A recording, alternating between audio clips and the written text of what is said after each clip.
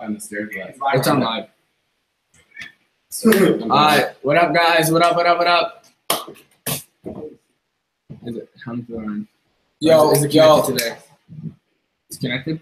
Should be. Should be. Can you guys see us yet? Yeah, comment if you guys can see us. Oh, lags a little bit. Yo, is it connected What today? up? What up? It's connected? Should be.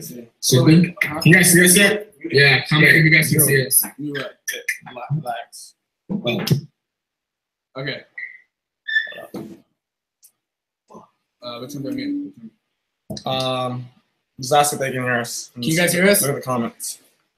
Tell me if you guys can hear us. You can't see. Can't see. Okay. Oh, now Can you guys see now? Let me change the settings so. Tell me. Yeah. Okay. You guys can see. Can you see? Can you see? Yeah. Yes. No. Okay. Let me see now. Okay. Cool. Okay. So. Here's yeah. wait. Hold up. Here's gonna work. Okay. Yeah. Yes. No. Okay. So real quick, Shane. Okay. Cool. No, No, I need this one. There you go. Okay. Cool. Now we're good to go. Yeah. So Shane. I don't know how to. What's happening? Oh wait. No, I just accidentally muted Shane. Shane, I don't know how to unmute you, bro. My bad, guys. We're having technical difficulties. You can't. No one can see. Yeah, I fixed it. Oh, there you go. Okay. Okay. So when you talk, it should automatically go back and forth when Cool. when somebody's talking. It's like camera moving. It's frozen on my end. It's frozen. Yeah, it's frozen on mine too. Huh. It's glitching out.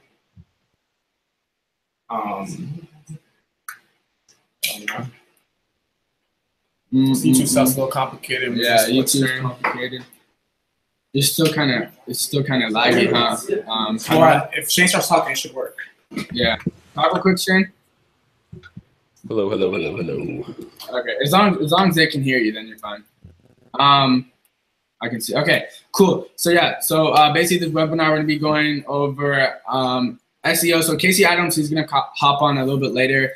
But me, Thaddeus, JT, Jacob, we're all gonna be going over like dropshipping and a whole bunch of different aspects about that. Conrad, aka Shane, he's gonna go over like Facebook ads. What else are you gonna go over? Facebook ads, Facebook scaling, and investing.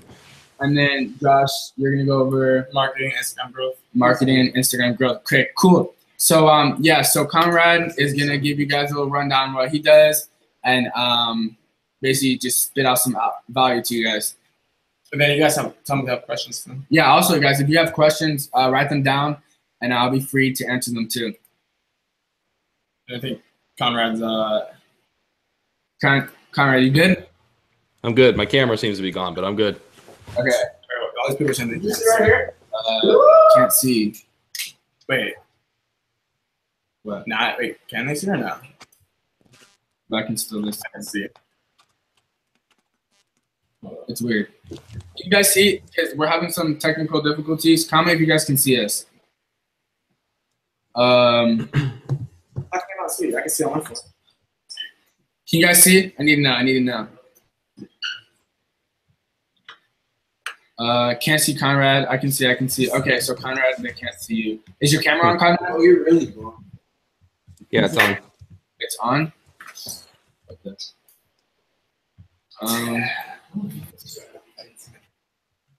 This is weird. I can see. Tell It them was working a minute ago. Yeah, it was working a minute ago. Yeah, I think Conrad, try to turn your camera off and turn it back on.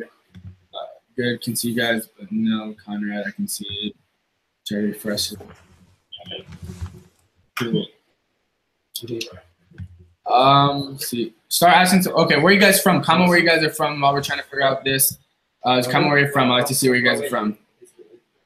I know someone said they're from the UK. It's like 3:30 out there. That's crazy. Nah, we can never leave Conrad behind. As long as they can hear though. Yeah. Chicago. Dope. Where else? Introduce everybody so everybody knows what's on. So have them all come in. All right, I'm gonna introduce everyone. Orange County, Cali, Bay Area. All right, so I'm gonna introduce everyone. Okay, so first, Josh, come in here.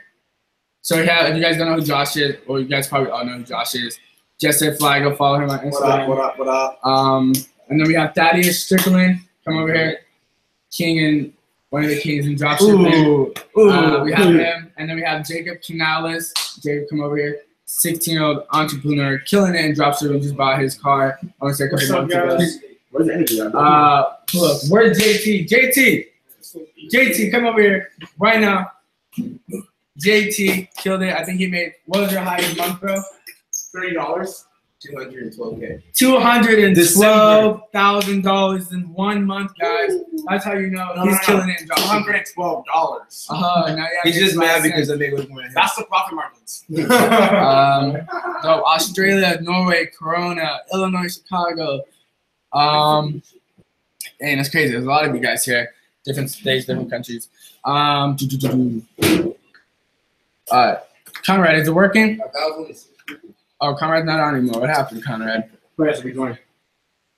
Oh, he just texted me. We're gonna just try and get back into it. Conrad. Oh, there you go, Conrad. Let's get it. Woo! Okay, so so Conrad, one and only. He killed it in killing it in dropshipping, Facebook ads, everything, real estate. But right now he's gonna talk a little bit about what he does, who he is, and how he got started, and how you guys can get started. And he's just gonna be spitting some value at you guys. So go ahead, Conrad. Perfect. Can you hear me? Yes, perfect. And we got video. Awesome.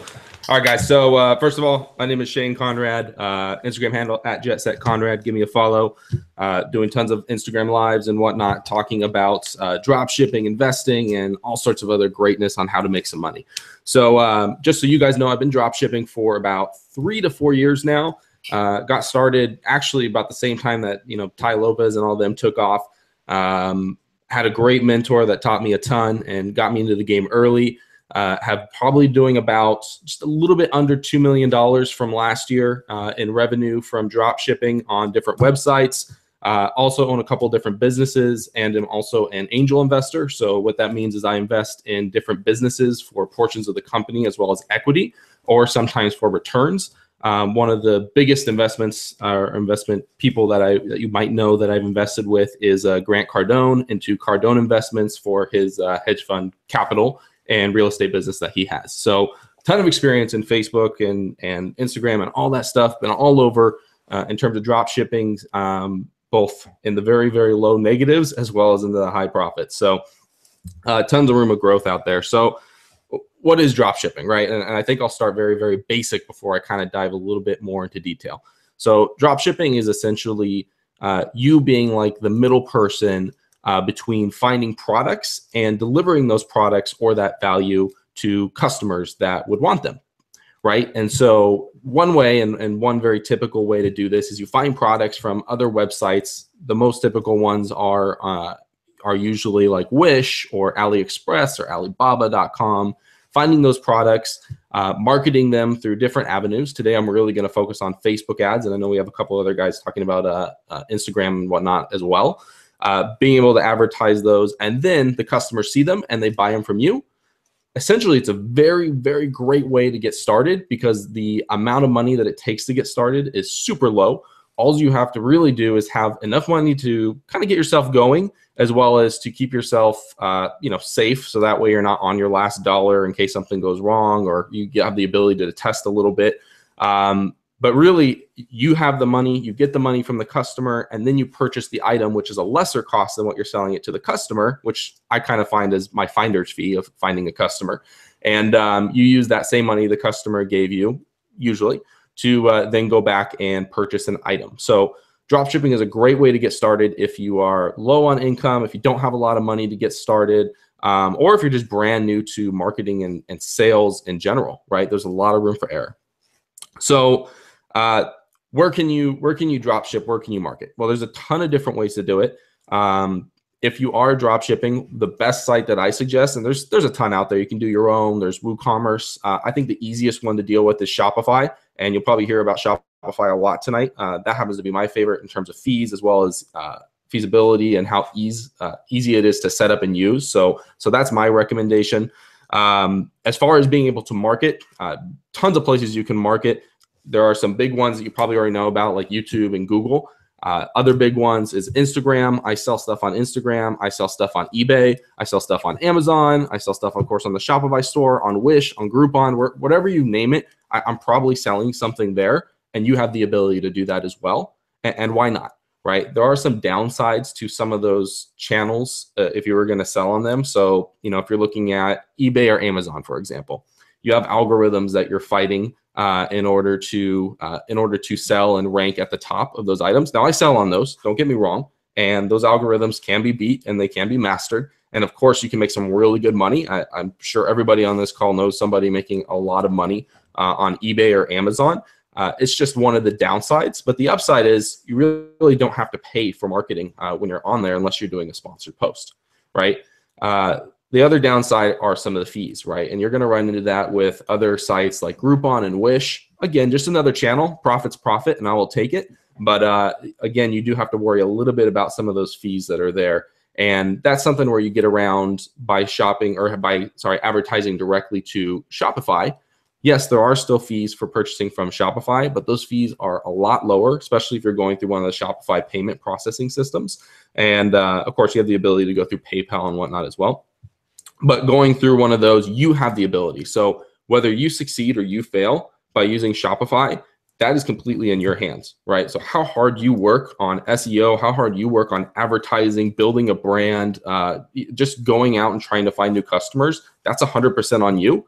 And that's what I like. Those are the odds that I like. And that's why I like Shopify, because I know I'm going to work my ass off to get to where I need to be and to be successful. And that's why I like Shopify, is because I'm going to be successful using it. I'm not relying on Amazon. I'm not relying on eBay or any of their algorithms to get me there. Yes, it costs a little bit more in terms of marketing to try to get everything taken care of. But I mean, at the end of the day, it's worth it.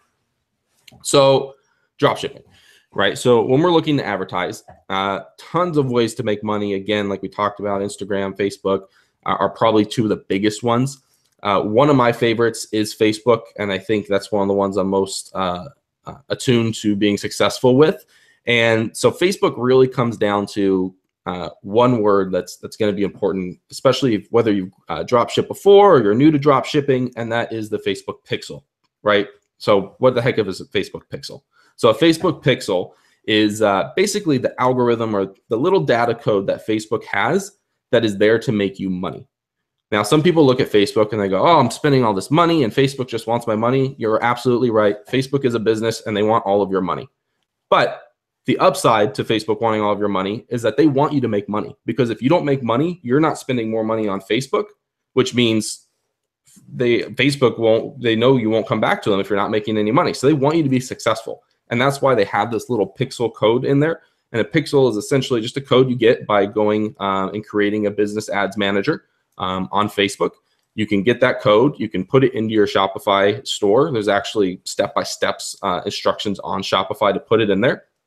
That way, any traffic that you receive onto your Shopify store, Facebook is automatically registering it, and you're getting all of that data compiled, so that way you can have a successful store and you can start using Facebook and making money and scaling the way you want to without having to worry about wasting a lot of money on the back end. So the pixel is something that's very, very important. It's something that you would create when creating an ads manager and doing that through business.facebook.com. As you do that, there are a ton of different ad types when creating a Facebook business account and looking at different ads. Now, before I go into that too much, I will say, look, there are a million different ways to do this. When I first started dropshipping like 4 years ago, it was pretty much one or two ways, and that was it, because that was the only options that Facebook actually gave you. And now there's tons of options, right? I've seen over the years more and more options, more and more successes and success stories of people doing it different ways. So what I'm telling you tonight is a way that's worked for me. I think I've seen massive success. I've been able to help others replicate massive success. And so I'm just going to tell you the way that worked for me, but that doesn't mean it's the only way, right? Regardless of what you hear from myself or anything, right? There are always different ways to do it. And there are different successful ways that work for other people. So just keep that in mind. So for me personally, There are different types of ads depending on what you're doing. For me, it's all about making money, and hopefully for you, it's about trying to get some money into the store, so that way you can scale and really create a valuable product. So when I create an ad, usually my optimization or the ad type I go for is conversions. If you ever go to create an ad on Facebook Ad Manager, you're going to see it's conversions as well. From there, usually I will create my ad. I'll create my ad copy as well as a great photo and trying to put everything together. When you're creating ad copy, it's really important, and you're gonna have to play with different things, right? It's all about testing. One of my favorite sayings is ABT, always be testing, right? You can say buy now, shop now, add to cart. You could be looking at other different things, going through your ad text copy of trying to create a passion, trying to really motivate someone to buy right there and then. When you're creating the photos, maybe blue works better in the background, maybe green. You never know. So you need to test all those things. Personally, I really like canva.com, canva.com, in order to create my ad copies. If you don't have the money for Photoshop, it was one of my favorite things to do when I first got started, especially when not doing videos. In my opinion, video ads convert a little bit better and for a lower price, but I know those aren't always the easiest to create. So canva.com is another place for great photos or great ad copies to do. And again, really coming up with some great ad text. Once you get those together, you have a type of optimization that you can set on your ad. So when you're creating your ad set and you get to that page, there's a type of optimization you can create, right? And there's a bunch of different options. And again, this is one of those things that people will say they do it one way, other people say they do it the other way. This is the way that works for me. So I will start with view content as an optimization.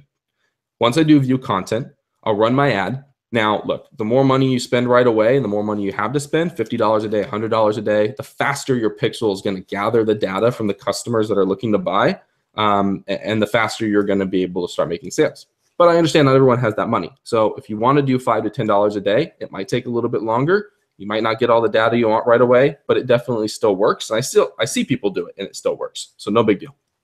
So doing the $5 to $10 per day, doing a view content, seeing how that performs, usually at assuming $5, $10 per day, after about 3 or 4 days, I look to have about 50, if not more than that, view contents that have occurred, which you can see on the Facebook Business Manager on your Ads Manager. You can actually see how much of each event has happened. I'm looking for 50 view contents. Now this has changed. I'm playing with a lower amount, but for right now, I know 50 works. Once you get to 50, I go back into that same ad or ad set. I change the optimization type and I change it to add to cart. So then I look at my add to carts.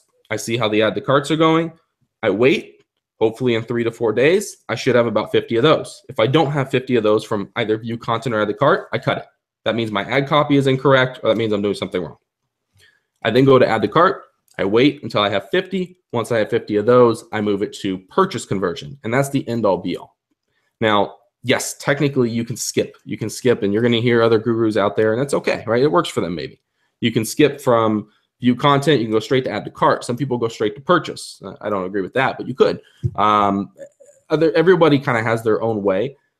I don't agree with that. Again, like I mentioned earlier, Facebook wants you to make money, so you spend more money with them.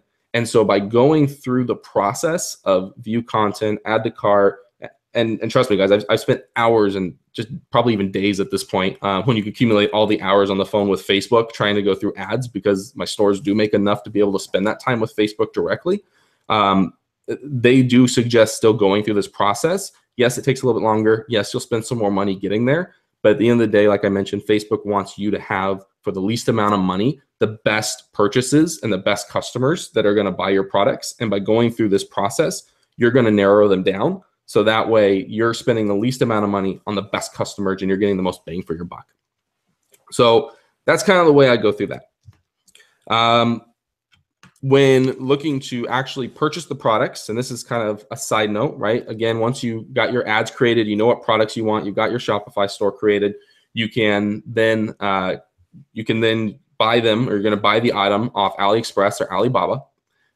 As a side note, I think it's really important to understand that scarcity doesn't create abundance, right? You saving money, you penny pinching, all that BS out there of saving $5 a day on Starbucks, yeah, it's all important. That doesn't create more money, right? Whenever I want something great, whenever I want something new, I don't not go to Starbucks every day. I don't not go buy whatever I want to buy. Instead, I just go find a way to make more money. And that's very true here. Now, that doesn't mean I'm dumb, right? As I'm going through business, I want to find ways to save money in my business. And so while going through, one way I do suggest that everyone could save more money going through their business is Ebates, if you ever heard of that, as well as Ali Bonus. If you are on Shopify and you are purchasing from AliExpress or Alibaba, you can download through Chrome. It does need to be a Chrome extension, the Ebates Chrome extension, as well as the Ali Bonus Chrome extension. You can just search Ebates or Ali Bonus in Chrome extensions and they'll both pop up. It is very important before you purchase anything from AliExpress. Once you install those, you're going to notice on the top right-hand corner, typically, there's a get this much percentage cash back. Before you purchase, before you even do anything on the website, click on that button. Then next, you're going to notice a new one pops up on the top of your bar. It says get my bonus, and it's going to be your Ali bonus, and you'll click that one. The page will refresh, and then go through AliExpress or whatever it is that you're doing to purchase your items. Right? Even if you're not using AliExpress, if you're using Wish, Ebates works with them sometimes as well. So there are different options out there. It is very important that you go to Ebates and then Ali Bonus. Don't do Ali Bonus then Ebates, otherwise you won't qualify, and the algorithm for whatever it works, it just won't work correctly. But either way, that actually saves me anywhere between 20 to 30% on every purchase I make, which might not seem like a lot, but when you think about, when you think about $100 being made and me being able to save $30 out of every $100 that I spend, $300 out of every 1,000, 30 out of, it goes up, it goes up, it goes up. It saves me a lot of money at the end of the day, and that's all just cash back right back into my pocket again. So a really, really great tip if you're going to be using Alibaba and AliExpress and some of those other sites, look at Ebates and look at Ali Bonus. So how do you get sales? So I'm sure you've heard of, Instagram influencers and different groups and whatnot. That actually holds true with Facebook as well.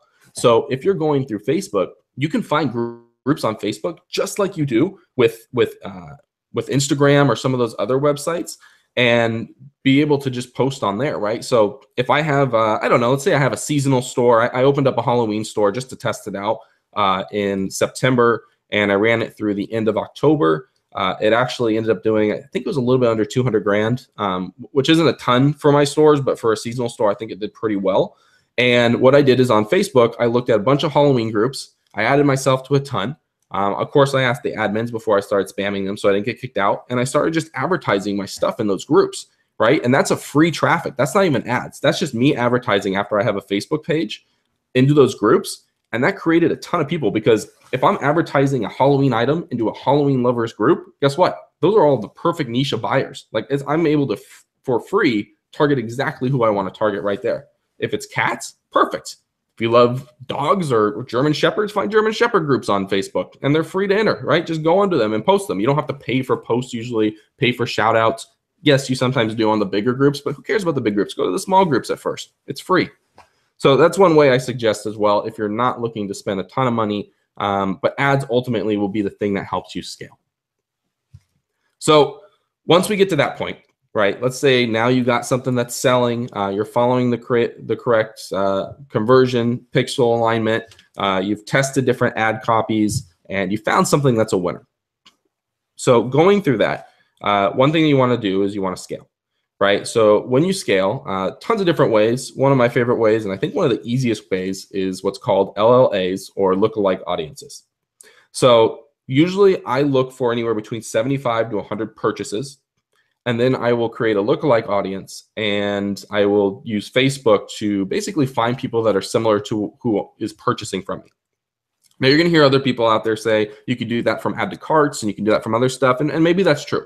For me, I haven't had a lot of success on that. Personally, I don't want to replicate people that are going to add to cart. I don't want to replicate people who are just going to look at my stuff. I want to replicate people that are going to buy from me and that are going to spend money.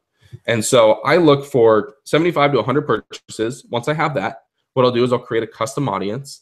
And you can do this all through Facebook ads, and they even have tutorials to walk you through. You can create a custom audience that basically will replicate the people that have purchased from you. Then you can create what's called a lookalike audience off of that custom audience. And that lookalike audience will basically just find people that are similar, like I mentioned, to the ones that have made purchases from you already. So that'll add, basically that'll help you find a bunch of new customers that were otherwise untapped that meet all the criteria of the other customers that made purchases. And I got to be honest, guys, sometimes, actually most of the time, my lookalike audiences and my scaling with lookalike audiences actually do better than even the targeting that I did. So there's a lot to it if you can get that right. And when you scale lookalike audiences, scale them, right? Start at like $20 a day. Don't start at $5. They're already matured. Let's go for it. $20 a day. Look for sales.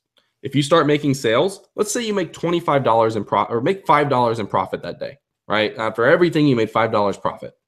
Up your ad, up it to 25 or 30. Use that $5 of profit to scale it, because you want to scale as much as you can until that Facebook pixel or that conversion type dies, right? And so there have been times where I do $20 a day and I'm profitable by 10, and I'll be like, forget it, $50 a day. Boom, I'm profitable by 20. All right, $1,000 per day. Holy crap, I lost $1,000, but damn, I made 12,000, right? And so scaling your lookalike audiences and custom audiences is huge, and don't be afraid to use the profits that you made to scale yourself even larger. And kind of going through this, guys, you know, as we look at starting drop shipping and looking into it, I think it's important, because I'm talking about all this money and all this money that could be made, and it's true. There's a lot of people making money off drop shipping. And there's some people that start with $10 per day, and there's people that I know that have started with thousands per day, and they've still failed, right? There's people that started with $5 per day and then have succeeded. There's people that started with $10,000 and they've succeeded. So just to be clear, you know, this isn't a get rich quick or anything like that. It does take a lot of time. It takes a lot of work. You heard me mention it a couple times. ABL, always be learning. ABT, always be testing. If someone has a course to offer, I always buy it, because I want to learn more. Now I have the extra money from this to be able to do that, and I can use it as a tax write-off too. But I'm always trying to learn one thing, right? And if I can learn one thing from somebody, that's enough for me. Boom, my day was made. The money was well spent. But you know, you need to be there really to focus on solving a problem when you're trying to drop ship, right? So many people look and they're like, I'm going to drop ship watches. I'm going to drop ship this little golden chain with a lion on it. And that's cool. Like you probably will, and you maybe you'll do well, maybe you won't, depending on how your marketing is. But they don't create any value. They don't create anything that is there to solve a problem, right? So when getting started, it's really important that you look at what you're doing, and that you're not postponing action until you have all the answers, right? That you're just executing. Because some people will be like, I need to research and I need to have all the answers on how to drop ship before I do anything. No, just start.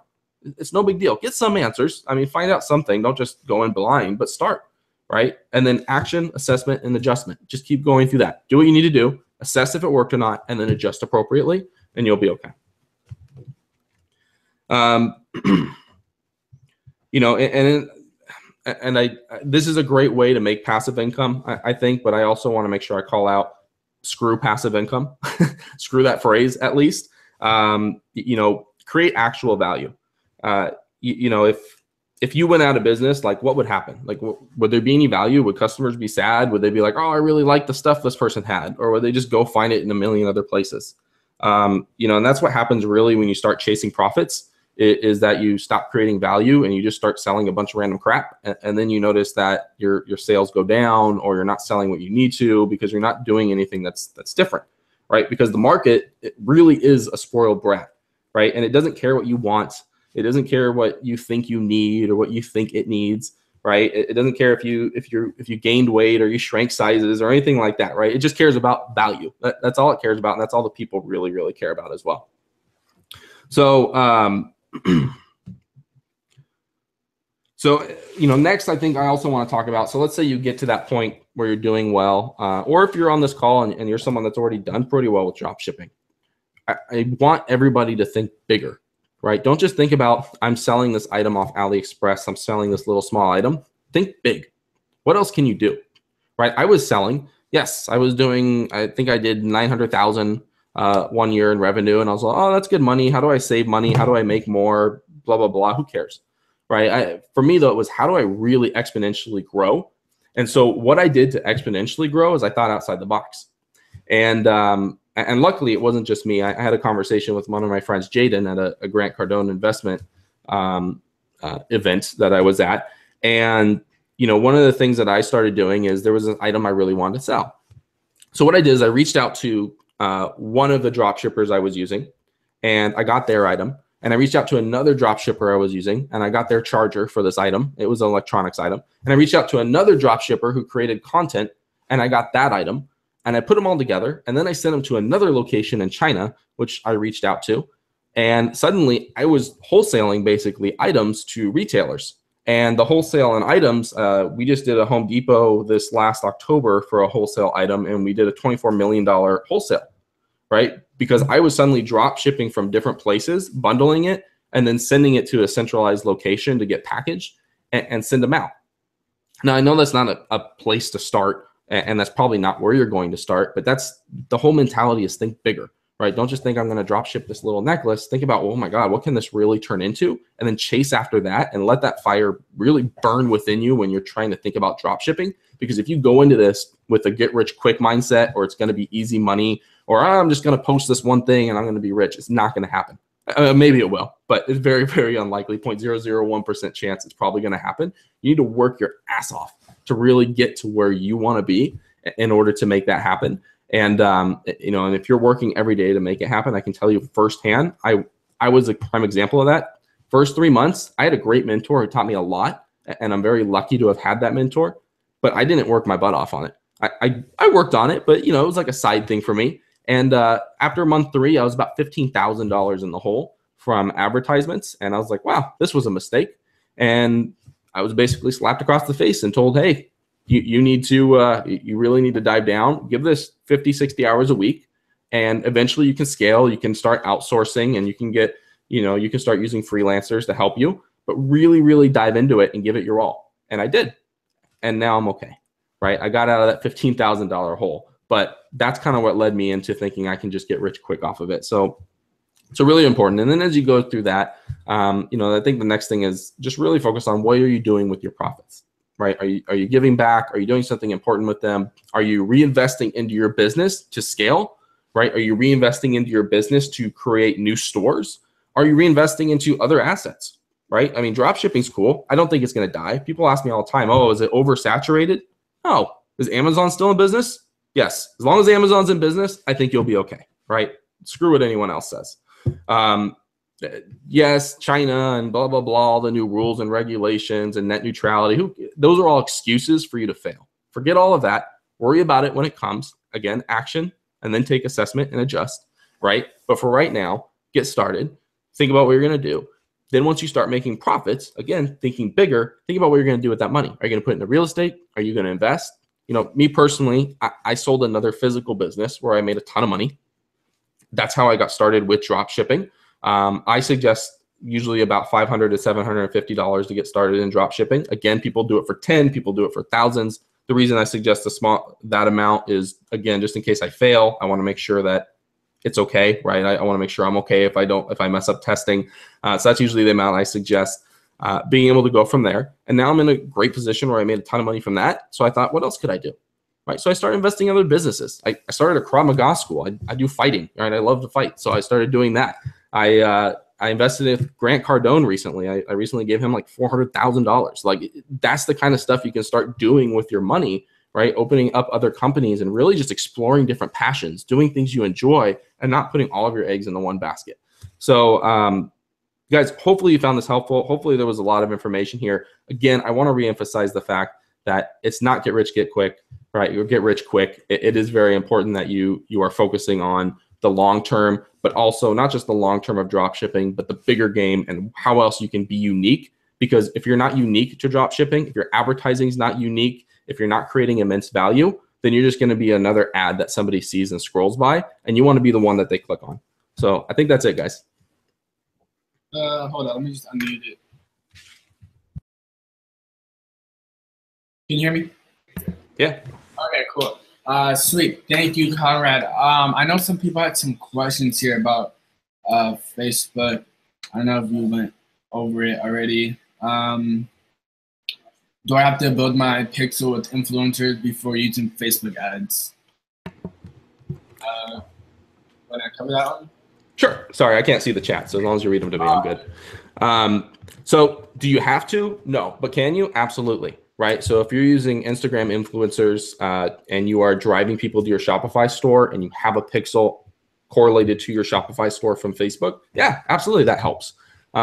Again, I'm a little weary kind of on that side of it, because sometimes I'm adding people that are just viewing my content, or they're just adding the cart. So you do want to make sure. That's why I like that custom audience, of creating a custom audience to people that actually made purchases on your page, as well as sometimes people with Instagram don't have Facebook. Unlikely, but always just the case. So there's things to be wary of. But yeah, absolutely, you can use Instagram, drive people to Facebook, make some of those sales, and then create a lookalike audience ad and start using Facebook ads. Cool. So yeah, thank you, Conrad, for that. I really appreciate it. If you guys aren't already like following Conrad on his Instagram, go follow him. It's just at Conrad. I'll put it here in the YouTube description. Just at Conrad.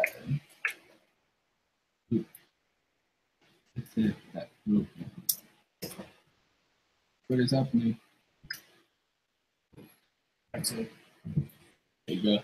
So yeah, go follow him on Instagram, guys. If you guys like need help with like any Facebook ads, he is a go at that. So yeah, DM him. But yeah, so me and Jacob are here. We're gonna go over Instagram influencers, because I know a lot of people ask me, yo, how do you guys find Instagram influencers? How do you guys go about finding the right influencer to get a shout out on? And how do you know that if the engagement is real or not? So when I first started, when Jacob first started. Huh? What? Oh, my bad. Where is it? Okay. So yeah, so when I first started, when Jacob first started, we started with an $8 ad, right? Yeah, it was $8. $8 ad, and we basically made the same. He made like $375, made like $400, and it was $8. And like the way we did that is, what did we do? Explain. I'm gonna answer this question. How can you make money online when you don't have money? There's a lot of ways out there to make money. You could always, what me and John used to do, we used to mow lawns, wash cars, recycle, like sell candy at school. There's many ways to make money on like out in the world. As a teenager, so. like Jacob said, we used to go around and we used to actually like just knock on our neighbors' doors and just ask them, yo, let me mow your lawn for like maybe $15-20, and we use that money and we save it up and we use it to fund whatever we want to fund. But yeah, so there's many ways to make money as a teenager. You guys just gotta look for them, and don't sit at home, don't like watch YouTube videos or play Xbox. Like actually take action, actually do something to make money so you guys can fund your dropshipping store. But yeah, so do you want to explain how we find good Instagram influencers? So how do I find Instagram influencers? I go off my niche. So basically, like, I'm not gonna go like, let's say I'm selling hats. Like, I'm not gonna advertise it on like a bikini page or something like that, because like it doesn't make any sense. So what I'll do is I use if you type into the search engine Webstagram, and then you type in hats into the search, a bunch of pages will pop up. And then also we dropped a new software. It's called Ecommerce, right? Yeah. From Double Tap, and basically what you do is it finds the influencers for you. So like you just type in whatever you're selling. So like let's say you're selling hats, you're selling phone cases, stuff like that, and it will automatically send you to the influencers, and you could actually DM them from right then and there, and they'll get back like super fast. So that's a good thing to use too. So yeah, so when you guys are finding influencers, you guys want to make sure it's related to your niche. Like Jacob said, doesn't make sense to promote animal products on a fashion page. It doesn't make sense. I would look for animal pages to do shout outs on.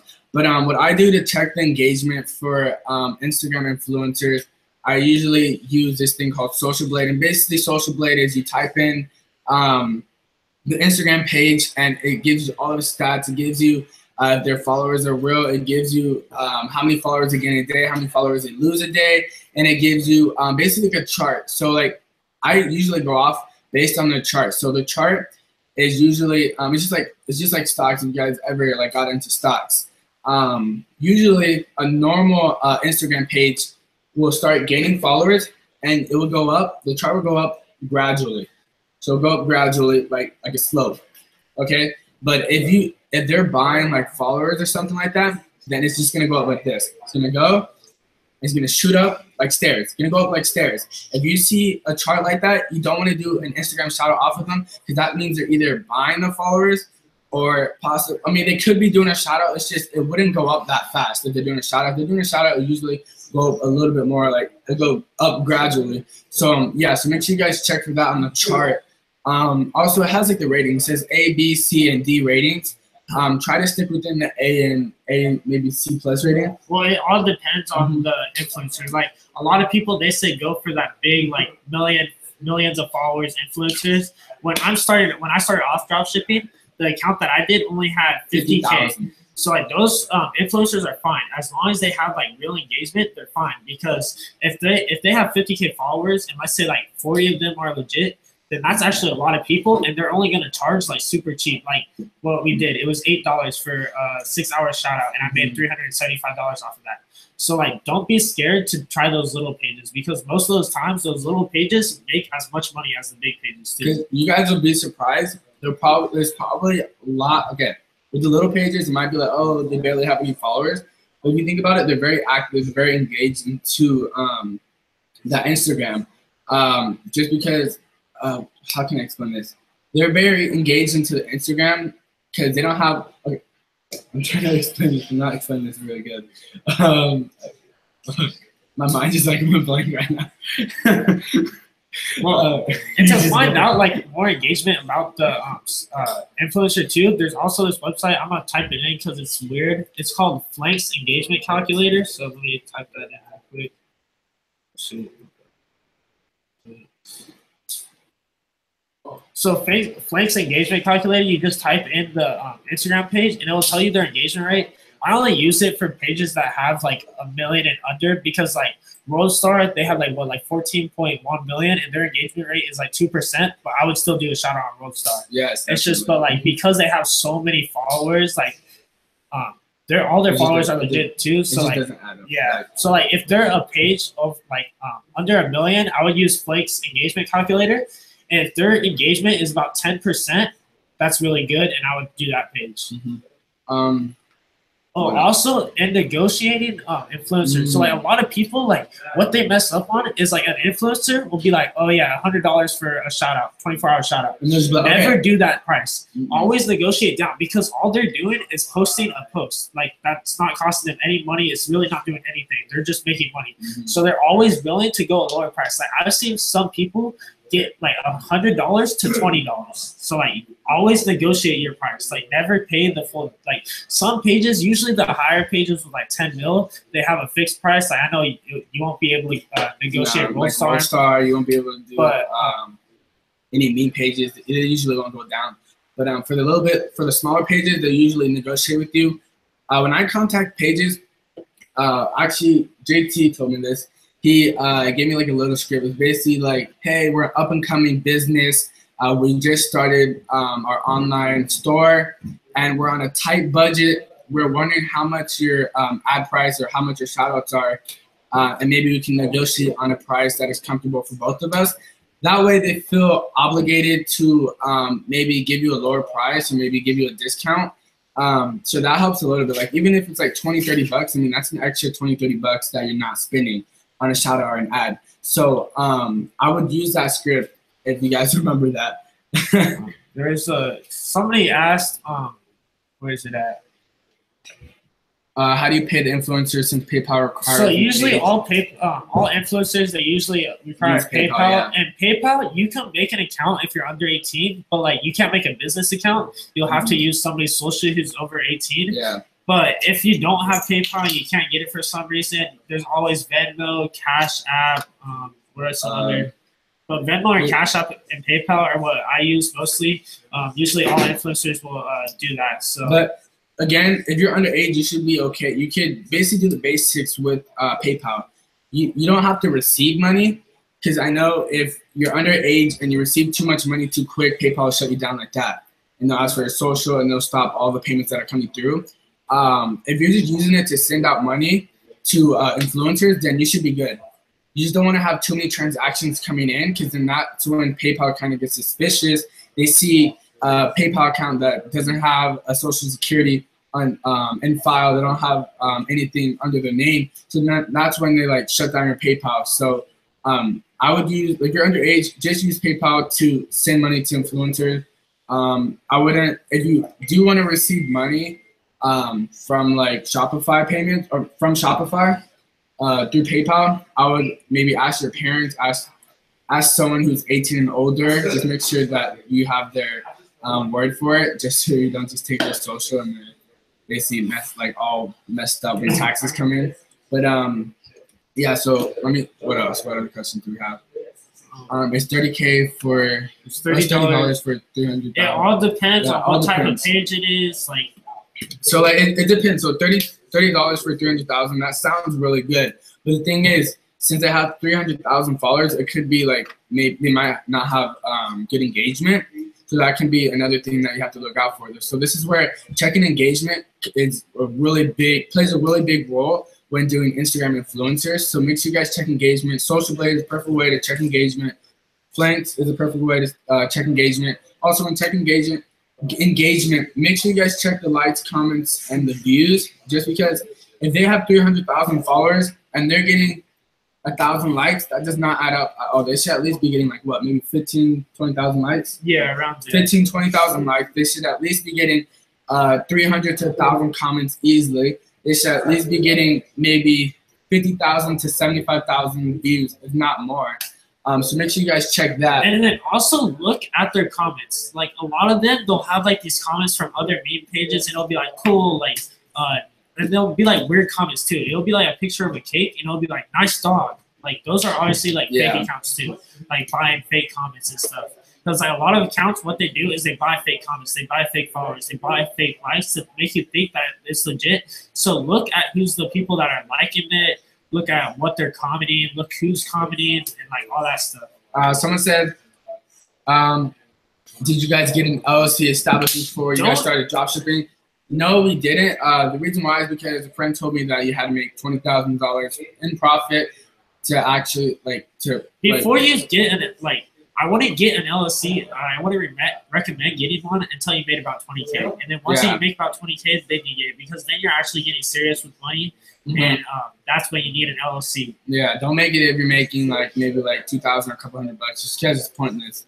Unless you're very unless you just want to blow. I think an LLC is like $250 or something like that. And if you want to pay the $250, go for it. But you don't really need it until you. No, you're actually serious with it. Make sure that you're actually serious with it before you get your LLC.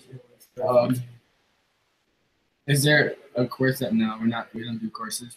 How much is Shopify monthly after the trial? It's like $30. Is there a way for a 14-year-old way to make money online without dropshipping? You don't have to be any age. Like, I know this one kid, he just turned 15 years old, and he's making $90K a month right now. Yeah, $90K a month, 15 years old, and what he started like 3 months ago. Yeah, he started over the summer. So. He literally stayed in his room and put all of his he basically just put all of his time into focusing on dropshipping, watching videos on it. We helped him. We hopped on calls with him and taught him.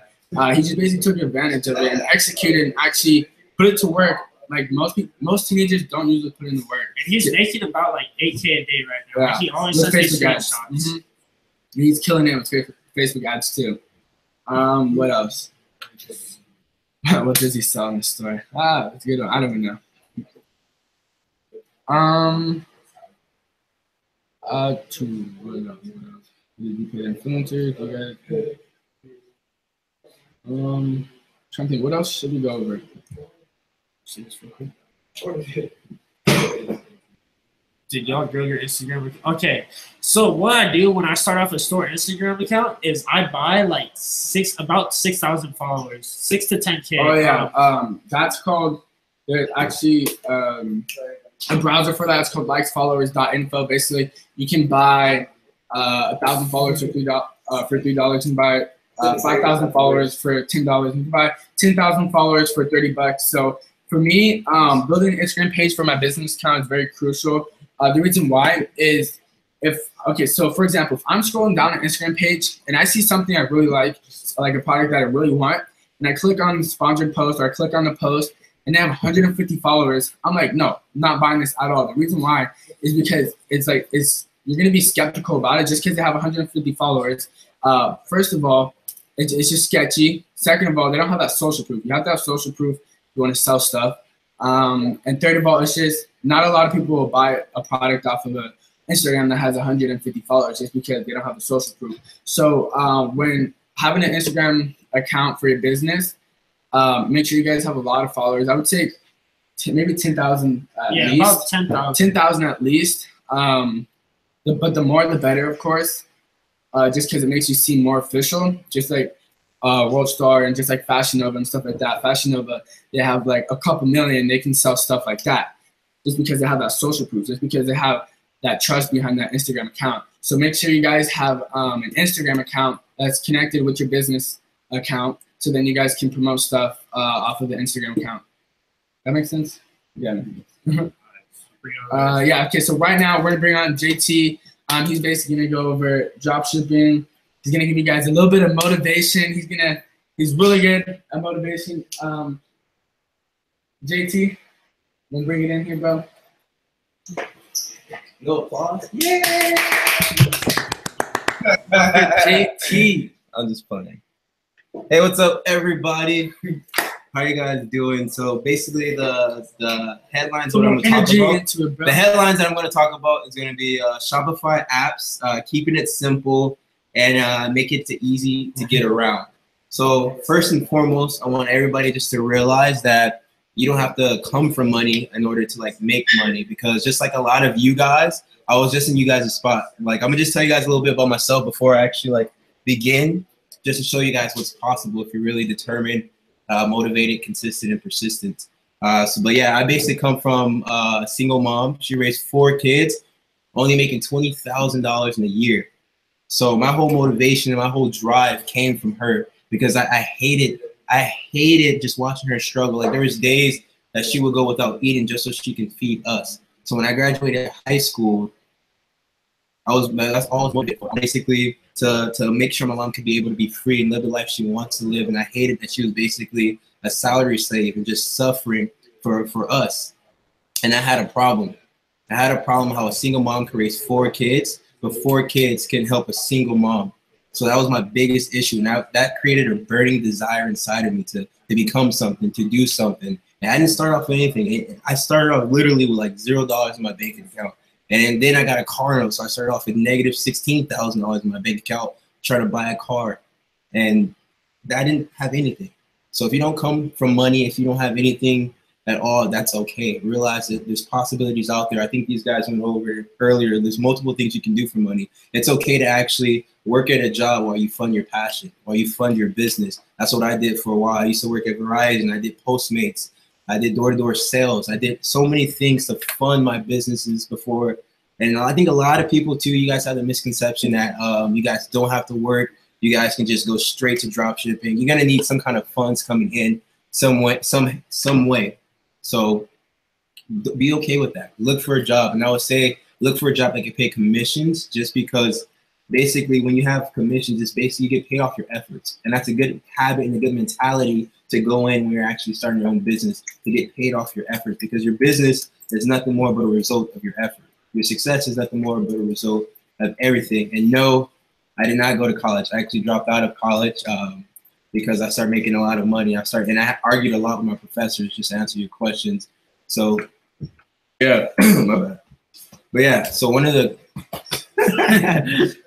the greatest things I can say, and the most important thing I can say that helped me go from basically $0 to like over 6 figures in my bank account is basically learning. Realize where great people are and learn from them and sit at their feet. And always like have a motivation, always have a goal to go to bed smarter than when you woke up. That should be a daily goal every single day. And I just want to throw this out right here because it's one of my favorite books, but this book will absolutely change everybody's life. I read this like a Bible. Think and Grow Rich. If you don't have money right now, read this book, study it, and let it become a part of who you are. And once you do that, you will begin to change. You begin to have pretty much anything you want, but you have to practice and you have to give up your ways, because you got to realize this. Your ways have got you exactly where you are today. So you need to try a different way of getting things, a different way of trying things. That's the only way your life is going to change. Change doesn't happen until you change. And once you realize that, then everything is possible. And then once you start saving your money, that's one of the biggest things. I'm sorry, I'm going everywhere with this just before I get into dropshipping, because they're critical things that a lot of people need to know. And then all you guys who have that mentality that dropshipping, you're going to make a lot of money fast, I'm sorry. You're not going to make a lot of money fast. It doesn't happen like that. If it was that easy, everybody would be doing it. It's going to take effort and it's going to take hard work. But all those people who want fast results, there's only one way how to get fast results. And this is the way I like telling people. It's effort versus time. You have to realize that.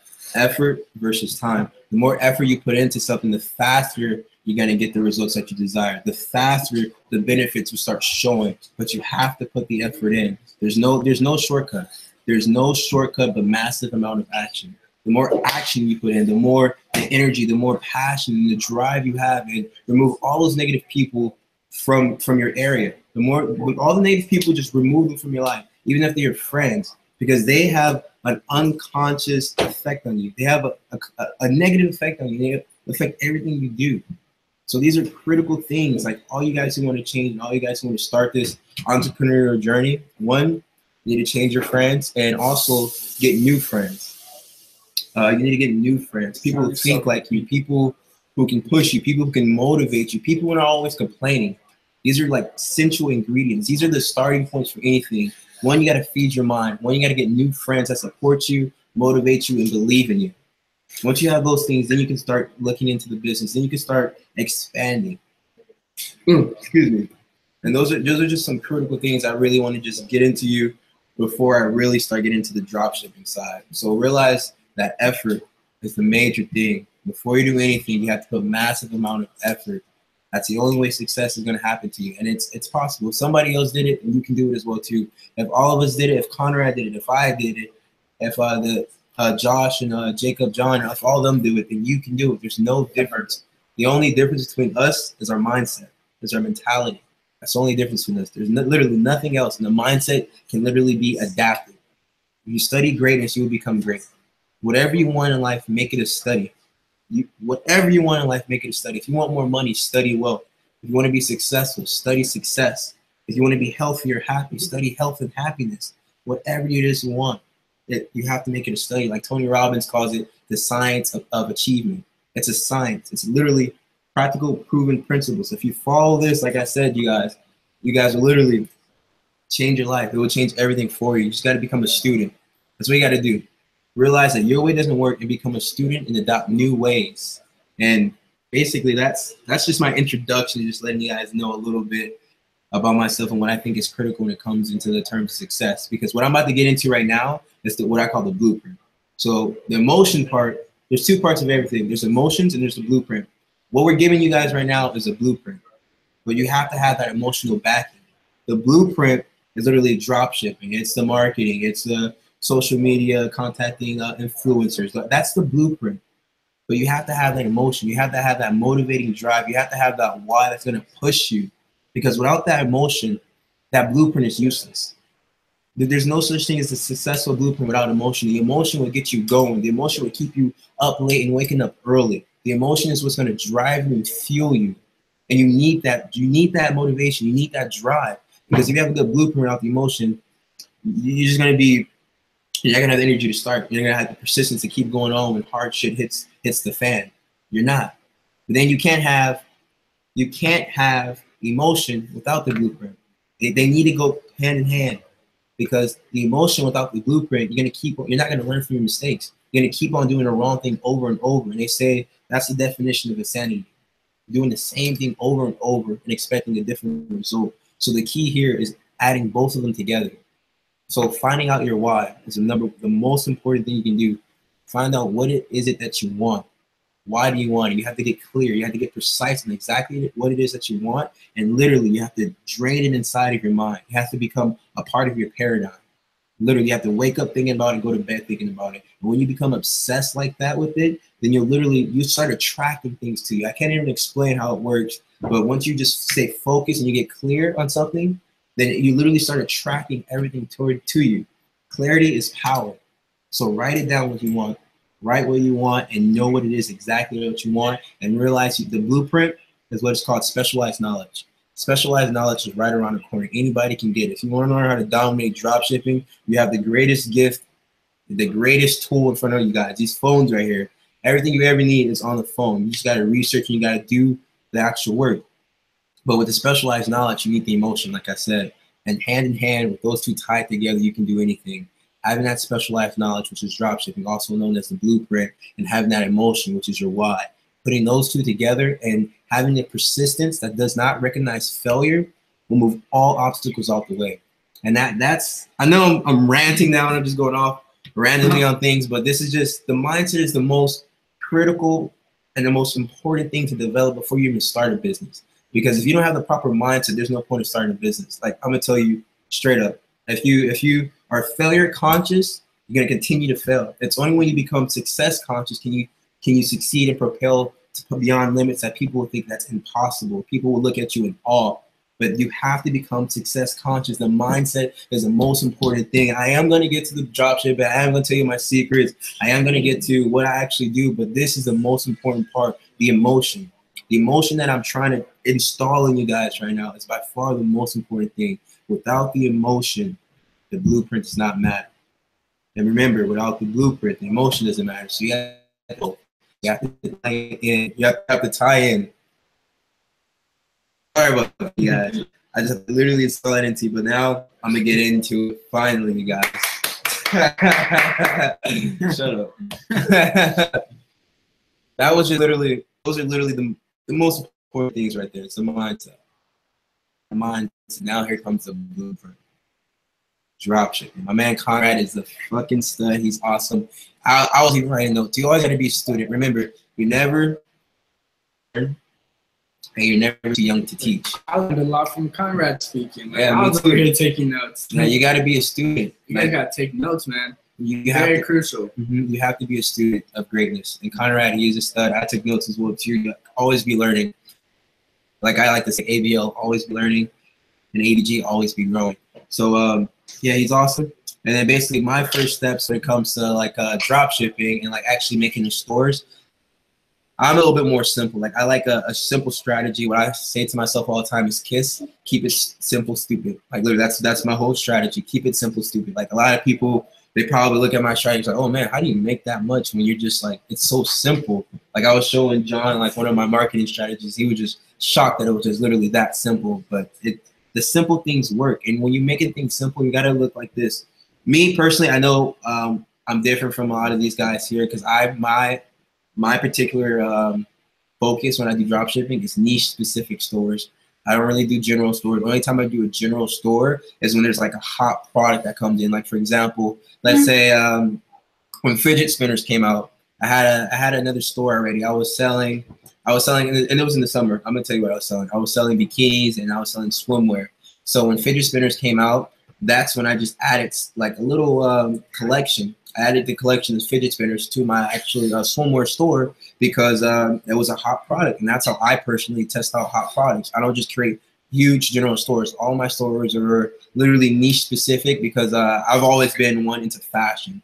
And I'm gonna tell you guys, here's a little tips and little secrets to help you find products. And I know a lot of you guys have a hard time finding products, and this is how you do it. Literally, there's a lot of Reddits. Me, I've always been big in fashion since I was a little kid, so it's kind of been easy for me to find products and find things that are like popular and that people want to wear. But one way I do stay up on fashion is actually Twitter. If you notice too, celebrities usually always start trends. Like one of my big selling things that I sold this year was cloud glasses. So I know you guys know those ugly glasses that all those rappers wear. I got that idea because I was following people on Twitter. You need to follow celebrities that set trends. You need to follow people like Pharrell. You need to follow people like Kanye West. You need to stay up with the hype. There's a lot of fashion. There's a lot of fashion Twitters. There's a lot of fashion Reddits. Reddit is another awesome tool. I use Reddit for almost everything. Reddit is another awesome tool that you can use when it comes to fashion, when it comes to products, when it comes to trendy things. And another thing you can do too is follow on Instagram to do it yourself. That's how I found out about fidget spinners. I got a little bit late on a trend, but there's a lot of pages on Instagram, the DIY pages. They have so many like niches that like a lot of people they're slept on. Like a lot of people don't actually realize the potential that they have. So, oh, excuse me, sorry, I just ate. But yeah, follow the DUI pages, follow the celebrities on Twitter accounts, Instagram as well too. You want to just stay with the hype. You want to stay with the fashion trends. Me personally, all my items are usually around the fashion. Sometimes I sell like utensils, like around the kitchen and things like that. But mostly, I stick around the fashion arena. And then once you find your product, there's another thing. Let me rewind. Sorry. Here's another little secret that I like telling everybody, and this is how you basically make money all year round. So if you guys, I'm asking you guys a question. Just tell me if you agree with me or not in your head, mentally or whatever. But basically, do you agree that some things sell more in certain seasons than others? The answer is yes. For example, in summer, what are some things that you guys can think about that sell in the summer? Oh, bikinis. Oh, sunglasses. Oh, anything. There's a lot of things that sell in the summer, and there's things that sell in the winter. There's jackets, there's beanies, there's gloves, there's so many things. There's things that sell in the fall, there's things that sell in the spring. If you know look, this is a secret right here. If you know the seasons and you know the items that sell in the seasons, you have products that will make you a fortune always, all year round, because the items don't change, just the seasons do. If you realize that, that's probably one of the greatest things I can give you right now. The items don't change, just the seasons do. And if you have a plan, like I literally have a notebook at home. I already know before the seasons even start what items sell good during that season. And as soon as that season comes, it's just filling out the store. And what you can do if you want, me personally, I like making I like personally making multiple stores, but you could also make just a general store and just say like basically like give it a general name like the 4 seasons and just change it every time a season comes. You can do that way as well too. But that's probably one of the greatest things. So you want to look at seasonal. Focus on seasonal, winter, summer, spring, and fall. Find out what sells in those seasons, and if you know what sells in those seasons, you'll be able to make money all year round. So seasons is one of the things. I go by 3 things. First one, seasons. The second one is trends, what I talked about a little bit earlier, which was celebrities set up, following celebrities on Twitter, Instagram, and Reddit. So trends is the second one. And what you could do too, another good thing that I do to follow trends as well too. Another good thing that I do sorry, I was reading the comments. But another thing that I do to find out trends as well too, you got to be an observer. Like put your phone down, leave it at home sometimes, and just observe. Go to the mall and literally observe. Like one of my hottest products I ever found, I found it because I went to the mall and I realized that the stores that usually don't sell these products are now selling them. For example, if you see Hollister like selling, this is just an example. If you see Hollister selling cloud glasses, then that should tell you something. That's not their normal product that they sell. And if you see that store selling, you see other stores in the mall, because a lot of malls, they focus on trends. A whole bunch of malls, a whole bunch of stores, they're all trend oriented. So you can literally go to the stores and get a feel of what's actually in and what's actually not in. So like PacSun and all those stores like that, the stores are like hypebeast stores. Like me, if you guys know what hypebeasts are, that's like people who are like big in like fashion and like buy all the expensive stuff. If you know those type of styles, like distressed jeans, like one of my big products as well too was when distressed jeans came out. I literally found out about distressed jeans by going to the mall, because I realized that the stores that usually don't sell holes in the jeans are now selling them. And then I found it in every store, like in the mall. So I was like, wow. So I was like, well, I didn't find it in every store, but I got it before it got super, super big. So, and I realized, oh, wow. So a lot of stores are selling. Let me see how this trend is. And one thing you can actually do and actually use too is actually Google Trends. So I'm gonna rewind a little bit. Sorry guys, I'm a little unorganized, but I'm gonna rewind a little bit. And what Google Trends does, it's phenomenal when it comes to the seasonal part, when I was telling you guys about earlier, because with Google Trends, you actually know around what time of the year precisely, every single year precisely, you see when a trend starts going up and when it goes back down. And then you want to catch a trend as it's going in this motion, like the little slow motion up, that's when you profit the most. So with Google Trends, that will help you guys a lot when it comes to the seasonal items, and also will help you too with the trending items as well too. Like if you guys were just to use it as an example, go backwards, go to Google Trends and type in fidget spinners. You'll literally see when it had that big old slope and then it had that downfall. This can help you save a lot of time and save you a lot of money with like just randomly trying out products, like checking out the trends. But one thing I had to tell you too, which is the third thing that I focus on, is necessities. So you want to focus on what people need, what people actually like, and what people desire. Like they have to keep buying it over and over. And the necessities, it's a little bit trickier when it comes to Google Trends because they won't have that up promotion. They'll have more of a stable, a gradual type of emotion. So when it comes to the necessities, don't focus too much about. When it comes to necessities, don't focus too much on the Google Trends. Only when it comes to the trends and the seasonals, and those are like the powerful things. And once you get that, I gotta start winding down a little bit because I know there's other speakers, but. Once you get that part, the last part I want to tell you guys before I get out is basically keeping it simple. Keep your store simple. Don't make it too complex. Don't make it too complicated. You want to think of, I don't know if all you guys are from California, but we have a restaurant and it's called In-N-Out. Oh, yeah. When you go to In-N-Out, literally the menu is so simple. No, you don't have a hard time deciding, oh, what do I want? Oh my gosh, there's so many good choices. When it comes to the internet game, when it comes to e-commerce and dropshipping, your customers are only going to be on the website for around 5 seconds, if that, 3 seconds. So you have to get their attention like that. So you have to focus and make it clear and simple for your customers to find the product that they actually want. So I like using that metaphor, the In-N-Out analogy. Make it simple. Make it just clear and out there. Don't allow your customer to have to search for the items and things like that. Don't be too complicated. Don't have over 50 or not to say 50. Don't have over 100 or 200, 300 items on your store. Like some of my niche specific stores, I only have like 20 to 30 products, but they're heavy hitters. And the cool thing is when you get these products from AliExpress, you can actually sort by best match, and I will literally sort by the most popular items there are. Literally, and there's so much I can talk about this a lot, and there's just so much more value I want to give, and I just want to just pour into you guys, but I don't have the time to go into the actual detail, so I got to start winding down. So I'm sorry about that in advance, you guys, but I'm just giving you guys like the nuggets. Like if I can throw a golden nugget to you, hopefully you catch it and can be able to run with it. For further details, I will be helping more people. Just hit me up on my Instagram. It's Life with JT, LIFEWITHJAYT. So Life with JT, LIFEWITHJAYT. Because there's so much more. Honestly, I can't tell you everything in this little bit of time because there's so much more. But I was just hoping to give out those golden nuggets to you. So keep it simple. Realize the blueprint. And also realize the emotion, realize that you need both to combine with each other. And you have to have a strong enough why and a strong enough reason. And look at it like this. If your reason doesn't make you cry, it is not strong enough. It can't be just around materialistic things. Because honestly, materialistic things don't make you fucking happy. They really don't. Happiness, feel good. Yeah, they just make, not even that. They make you feel good for a few minutes. Yeah. So like happiness is within the relationships we build, the friendships, the community, and the giving back and helping other people. That's where your greatest happiness and fulfillment is. So figure out your why. Why are you doing it? What do you want out of this? And be clear and specific.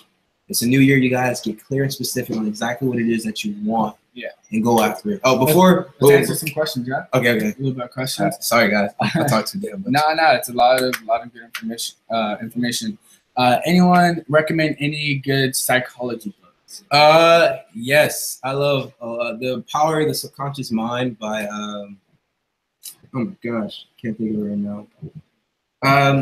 I think it's Psycho-Cybernetics and The Power of the Subconscious Mind. I can't remember who wrote Psycho-Cybernetics, but The Power of the Subconscious Mind is by Dr. Maxwell Maltz.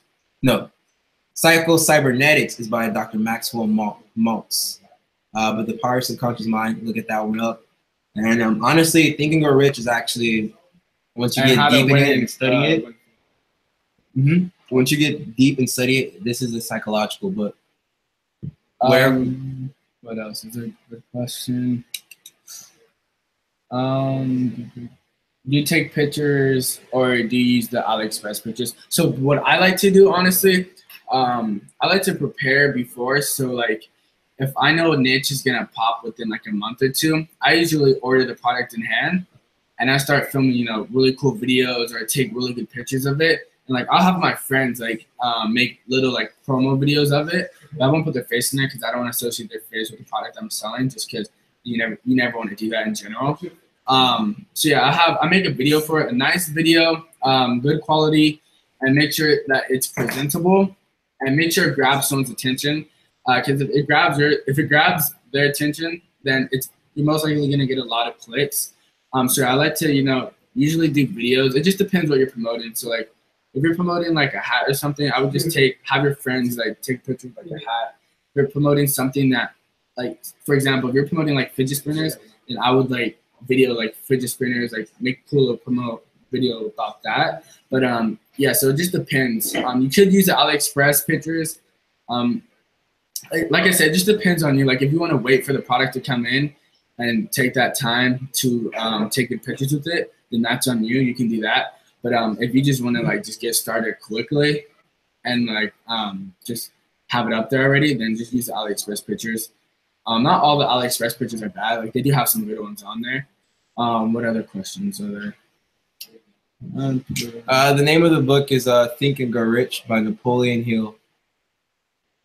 Do you guys think video ads convert better than picture ads on Facebook? Conrad, you want to answer that one? Sometimes, yes. At the end of the day, I think they convert around the same, but they convert for a lower price. So as long as everything kind of matches up, and you know, again, always be learning, always be testing. They probably convert around the same number, but you're gonna end up spending a lot less if your targeting is right. But they got to be good ads. They can't be crappy ads, right? They can't be like have the logo of the app that you used for free in the bottom corner and be like some really crappy quality video. It's got to actually look good. Spend some time on the video if you're going to do the video. Of course, a lot of people think they can just video on their iPhone and like make it all shaky. No one wants to see that. They want it. It has to look professional. You know, if it looks professional, then more people are going to click on it. More people are willing to buy just because it looks professional. So okay, let me give you this. What about the apps? That's a good question. Sorry. So here are some of my top apps, my favorite apps. So I'm gonna the first app I'm gonna say too, because somebody said how you deal with long shipping. One, you focus on ePacket, so 7 to 14 days or 7 to 21 days actually. But the way you can actually get the customer to be okay with that. There's an app I use. It's a free app. It's called Happy Email. And literally that app, as soon as a customer buys something from you, it sends them an email that you can customize to your liking. And what I usually say, I say, hey, thank you guys for shopping at this store. And I leave like a really nice message. Then I say, it's going to take around 7 to 21 business days. This is not include weekends or holidays for items to come. We're working super hard, and we produce all our items as you order them to make them fresh and great for you. So I say things like that, and the customer usually never really complains about that. They're more than happy that I reached out to them, and that's literally an automated process through the app called Happy Email. What I usually do for the Happy Email, I usually just say, due to high demand, shipping might take 7 to 21 business days. And then I just do something like that. So just make sure it's good. Make sure you have like a good little script, just so they feel comfortable and that they trust you, just so they don't try to like dispute against you or anything like that. Because that's the last thing you need is to get chargebacks. Yeah, and then I'll go through my apps and you go through your apps. Then the other one would be Conversion Plus. It's basically, it creates a sense of urgency. So as soon as a customer adds a product to their cart, literally you can pick a time bar. It can be 10 minutes, 5 minutes, whatever you want. The time bar will literally pop up and it literally go down, like downwards. Like, and if the customer didn't check out within that time, it removes the item from the cart. And what that does, it creates a sense of urgency in the customer. They literally be like, oh my gosh, I gotta hurry up and get that before it goes out. It works so much. Like literally, it works on me sometimes when I go to some of my favorite websites, even though I know what they're doing. But it's a psychological factor that's phenomenal. And there's another app that I use as well. It's called FOMO, the fear of missing out. Basically, it pops up notifications, sell notification. These are real ones, and it's actually a lot more efficient. Than, these are real ones? Yeah, these are real ones. Sales Pop? Yeah, Sales Pop is a little bit of if you're just now starting out and you want to like build that fear of missing out effect, and like let the people realize that your store is popular and you're getting sales. And you start off with what was it called? Sales pop. But then after you start actually getting a whole bunch of sales, you want to move towards FOMO. It's a lot more efficient. It's a lot more clean. It's a lot more efficient. And then you can actually customize it as well too. And I also use Hurryfy. So Hurryfy, what that is actually you can create a time bar as well.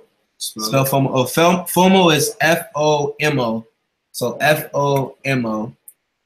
And then Hurryfy is basically you can create like a little time bar, and then you can also like create like, oh, there's only like 10 left, there's only 20 left or whatever, and then literally you can have that decrease, and literally it'll build another sense of urgency factor as well. So Hurryfy is awesome. And then for people who abandon cart, I use beautiful abandoned cart emails. What beautiful abandoned cart emails does is literally it's for all those customers who abandon their carts. It's literally automated, and you can literally, it sends like 2 emails, but you can continue sending more and more if you want. And what that does is just like you can customize the message and tell your customer, you can send them a discount code and say, hey, thank you for stopping by for our store. We realized you forgot some items in your cart. Here's a discount code to save 20% or whatever percentage is off. And this will. All these apps right there, those are my top apps. I increase my conversion rates like crazy, especially beautiful abandoned cart emails. So if you want to get into some of yours. He basically said all of them.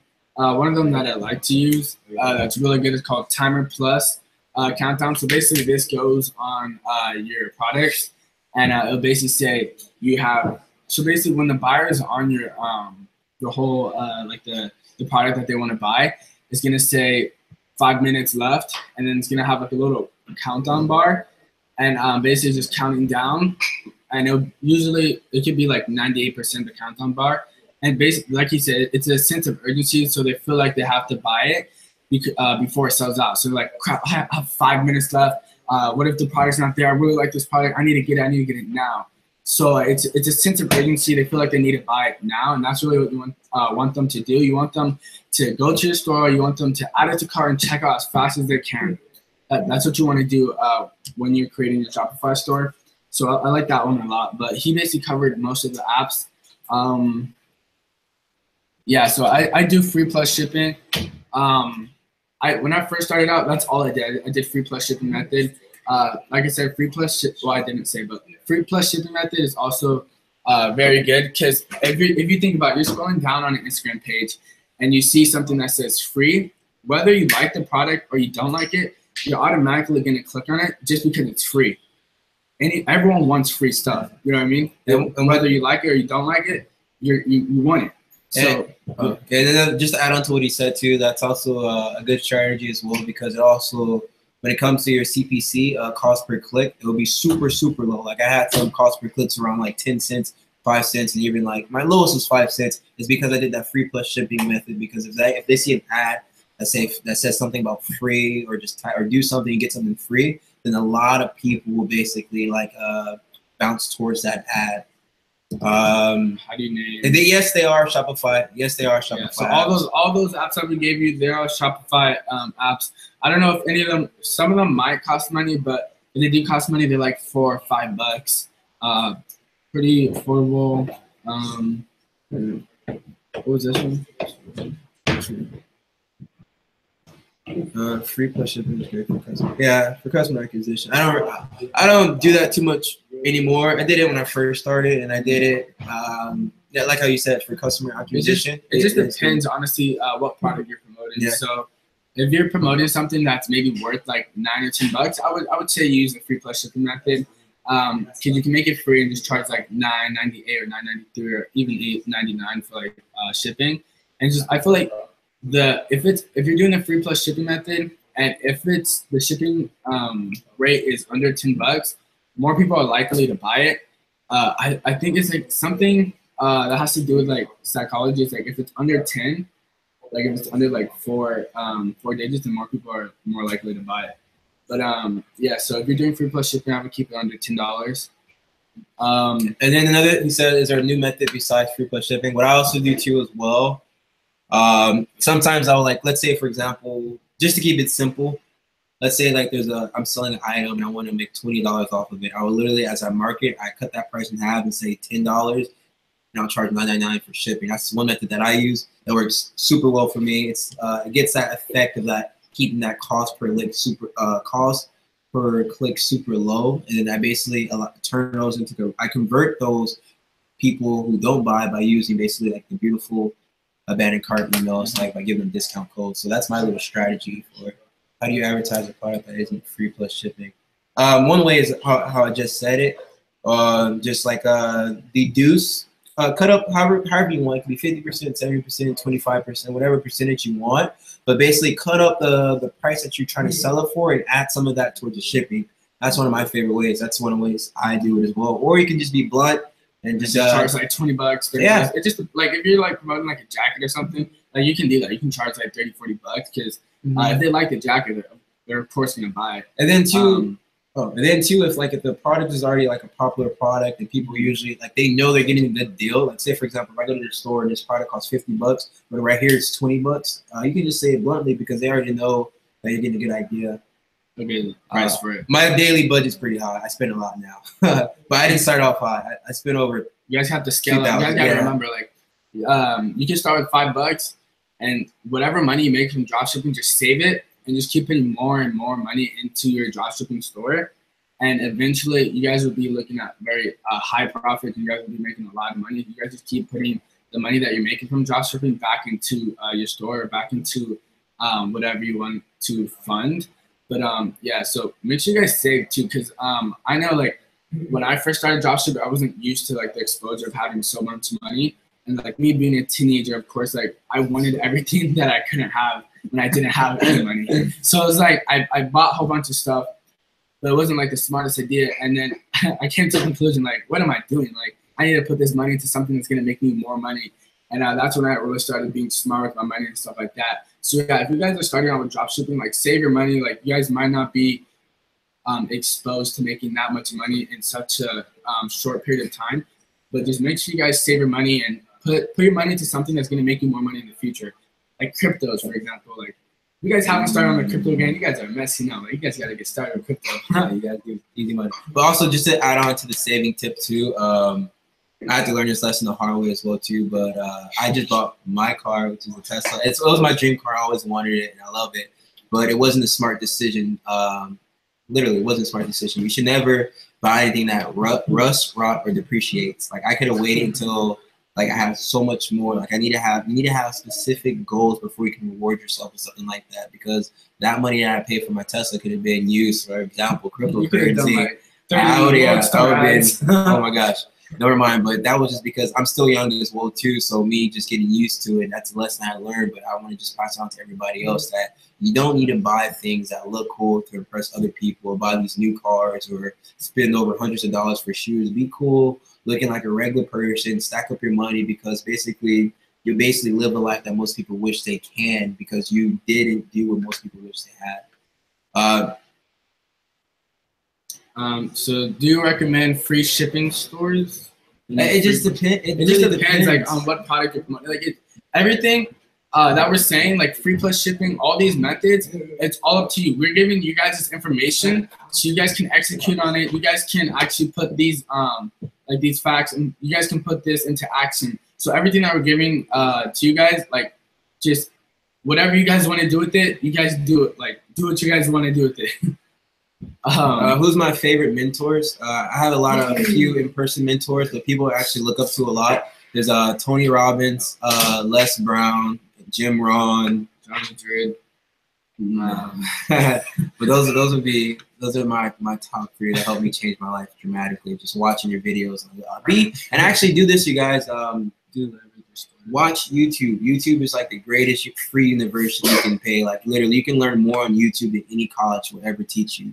Just by studying people like I said, Tony Robbins, Les Brown, Bob Proctor. He's awesome when it comes. Somebody who asked me about psychology, study Bob Proctor. Whoever asked me that question about psychology books, study Bob Proctor. He's phenomenal when it comes to your mind. Bob Proctor.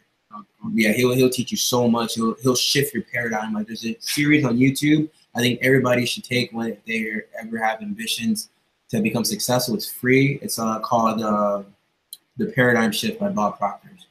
Do it. I'm about to make a YouTube for all you guys who keep asking. All of us. Me, Jacob, JT, we're all making a YouTube channel. I promise. I'm actually, well, this is actually the YouTube channel I have that I'm posting on pretty soon. But yeah. What else? Okay. Thaddeus, you want to hop on here? Oh yeah, I learn a lot from books and videos. By the way, I read a lot. My room is nothing more but a library. You have to also, before I leave, sorry guys, one more thing. But basically, you want to study your books. Don't just read it through one time, because you need to study it like over and over and over. Like at least I read the book probably 5 times, but I'm still learning as I read it, because there's always something new. And I grow to a different person as I read it again. So study. Peace out, and you guys are awesome. All right, guys. So we are bringing on the myth, the legend, Thaddeus Strickland. Yo. How you guys doing? How you guys doing? I think to like wrap up, because like we've had a lot of dropshipping people like talk already. Everyone on here. We're waiting for Casey to come on there. Come on, Casey. You gotta teach us how you do your internet marketing. But yeah, guys, so I'm more than happy to like answer questions and stuff like that. Like if you guys don't really know, I got started with dropshipping probably 2 years ago, almost 2.5 years. So not as long as Conrad, that's for sure. But Conrad, yeah, so like 2 years ago, and I started that in summer. Bro, come on, you gotta be.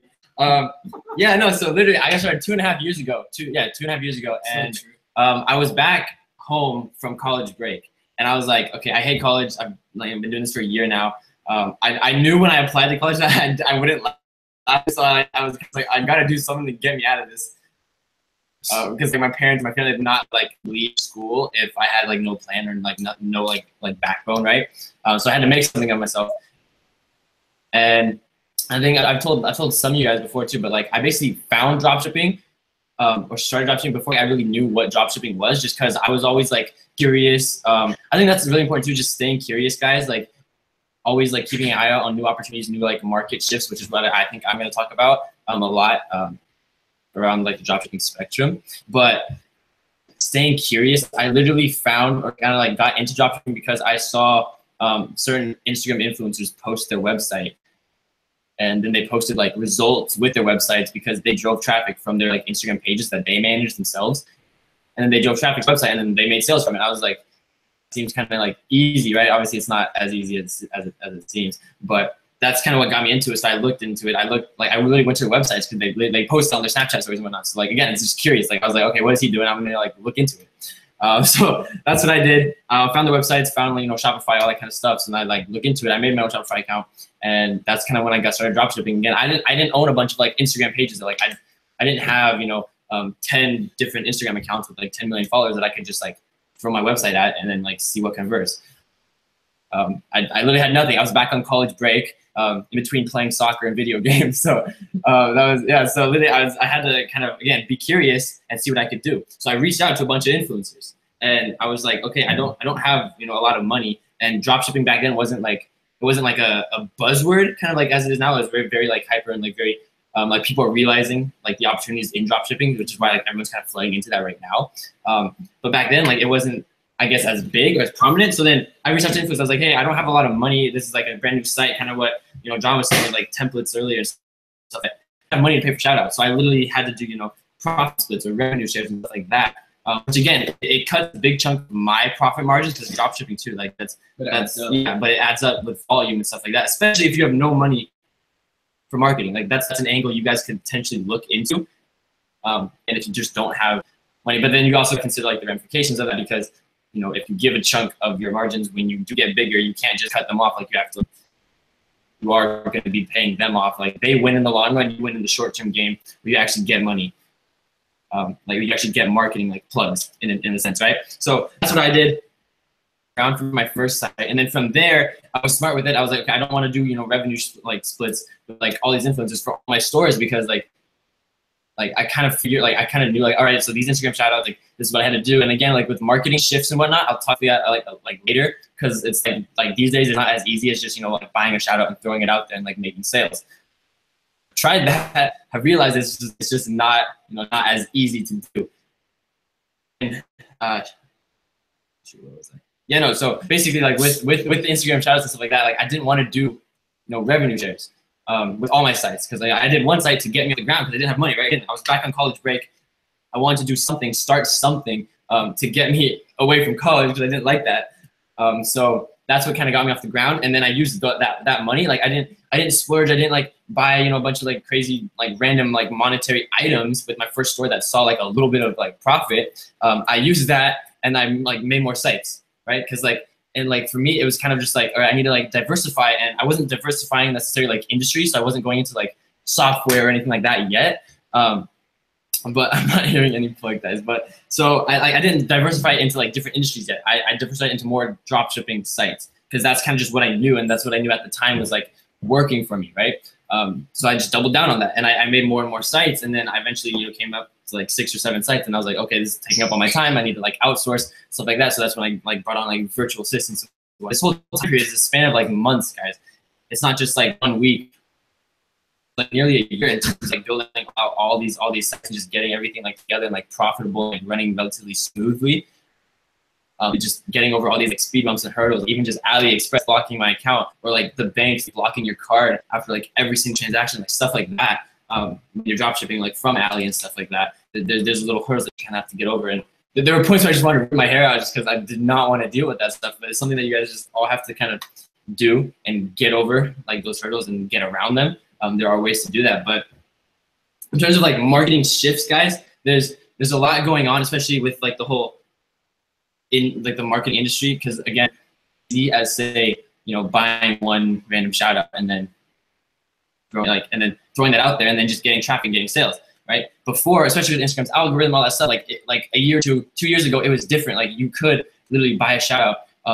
They'd throw it out there and you'd get, relatively decent traffic. The page was good. And again, like buying followers, buying all this kind of stuff wasn't as prevalent back then as it is today. And so like with that, like emerging, like with these emerging markets, because again, there's like market equilibrium, right? So how I'm looking at it now is before like ago, I would look at pages around, 300K to 1 million, right? That was my like prime range for shout outs. Okay. And then again, this was a year and a half ago. Right, and I would look for those size pages to do my shout outs on, okay? And that's where I would send a lot of my traffic. I wouldn't even look, like me personally, I wouldn't look at small pages. I wouldn't look at really big pages. But then the thing with like this marketing shift, guys, and again, this like market, like this equilibrium that kind of like balances things out, is that because so many people are going for these like middle-sized pages, because people want like people like you and like me, like when we're just starting out, we want to like get as much reach as we can, right? So like we want to look for those 300K to 1 million pages, because those 1 million plus pages are maybe a little out of reach, right? And those really small pages are cheap, and we think we can do like better than that. So we look for those 300K to 1 million pages that we want to buy shout outs from, okay? And then we buy shout outs from, and we get like sales from, because you do that. But that was a year and a half ago, right? The thing with this like whole like things balance out is that, especially with like people buying fake followers, like the engagement stuff like that, like now it's like source all these influencers that we look into. It's literally kind of like how I kind of look at influencers now. It's like it's completely shifted, right? Instead of looking at 300K to 1 million for influencers, right? I realize now that there's a whole market now for people just buying a bunch of fake followers and then offering shout outs to you guys as dropshippers and like kind of like get your money in that sense. Like there's a whole market for that. Okay, because dropshipping and stuff like that is so like prevalent now and such like an interesting industry. There's people that are trying to capitalize on dropshippers wanting to like pursue this and like get money off of that side of things, right? So you kind of have to look at that and view it from like a different perspective, okay? And then kind of like adapt to that, right? So now instead of me looking at 300K to 1 million pages, I actually look at really small pages or like the really, really big pages, like the OG pages that have been around for a long time. Okay, those ones, again, like John said, like you can't really negotiate with really big pages, but like with these really small pages, guys, oftentimes like you can get really, really good ROIs or results just by working with these small pages instead of going to these 300K to 1 million pages. Because what I've found personally is like, especially like between this like last year and a half until now, a lot of these 300K to 1 million pages, they buy followers, they buy engagement to get your money to do that. And like now, like, cause I've seen, like, I know a lot of you guys have been through this, like you buy a shout out from those pages and you don't see a very good return, like at all. Like you just don't see any sort of like solid return on your investment when you guys, maybe drop anywhere from like $80 to $200 or something for a shout out, even more, right? In that kind of range. And so what you guys like, what I've been doing now is moving to these smaller pages where you can get a lot cheaper shout outs, right? John said like $8, something like that. These smaller pages, again, it's not like as big of a reach, but you can get a much better return because most of the time they're more real, right? Like the engagement, the user base, their following is actually legitimate, and they aren't, you know, buying a huge amount of followers just to like attract you guys because you're like, oh dang, this guy has 300K, but he's only saying his shout out is like $10. Well, it's like, first of all, that should ring a bell and be like, okay, why is this so cheap? But then when you go with these small pages, guys, that's kind of like that marketing shift that kind of happens between, because again, like industries change, everything changes, especially with today's technology, like things change very, very fast. And there's a market for everything these days, okay? And so with all that going on, you guys kind of like take a step back and kind of just like look at that and kind of see, all right, what's going on, like what can I do, like what's changing, right? And adapt to that. Because again, if you can't adapt, if you can't change in this world, not even just dropshipping, then you're gonna fail. You're gonna get lapped by everyone else who is adapting and who is changing to these like differences and trends and whatnot, right? So that's kind of like that market shift that I want you guys to kind of realize and just be on the lookout for. Because again, like even now, as I'm saying, you know, like maybe look for smaller pages instead of looking for 300K to 1 million pages. Like that could change too in the next few months. Like, you don't really like know. So again, it's like doing your own research and like kind of looking at the market as a whole and seeing like, okay, where is like everything kind of going at this rate or at this point in time, and kind of being able to adapt and change to that. Someone said, do you prefer your page post or story post? So it just depends. So if you do a story post, I would say have something that's going to catch your attention. So with that, maybe like a video. I know there's people on Fiverr who can make those really cool swipe up videos. So where basically it would be like, blah, blah, blah, get this today, swipe up, swipe up, swipe up. Like they have really cool people on Fiverr who can do that. So if you're doing story posts, I would say do that just because it just really grabs a person's attention. If it grabs their attention, then they're most likely going to click on that product, even if it's a cool product. So for story posts, do that. But for anything else, I would say do make a video of the product that you're promoting, or even like get the product in hand and take cool pictures of it, and then promote it on the page that you want to promote it on. But yeah, so with story ads, I would say have something that grabs their attention, not just a plain picture because that's boring. If you go on a story and you see a picture that says buy now, swipe up, like that's boring. No one's gonna do it unless like they really like that product. But if they really like that product and it's a swipe up story, then most people are gonna do it because it's gonna grab their attention. But yeah, it just depends. Just make it so it grabs the person's attention. So try to find someone that can make a cool swipe up video for the story post. But yeah. Yeah, no, that kind of actually reminds me of something else. It's kind of like how are you branding, you know, your sites and whatnot, right? Because again, with like dropshipping stuff and what I do with my sites, you want to seem like very unique and like authentic and just different from everyone else. And it's like, how are you gonna do that? And the thing like that I think helped my sites do really well in the beginning is like content, guys.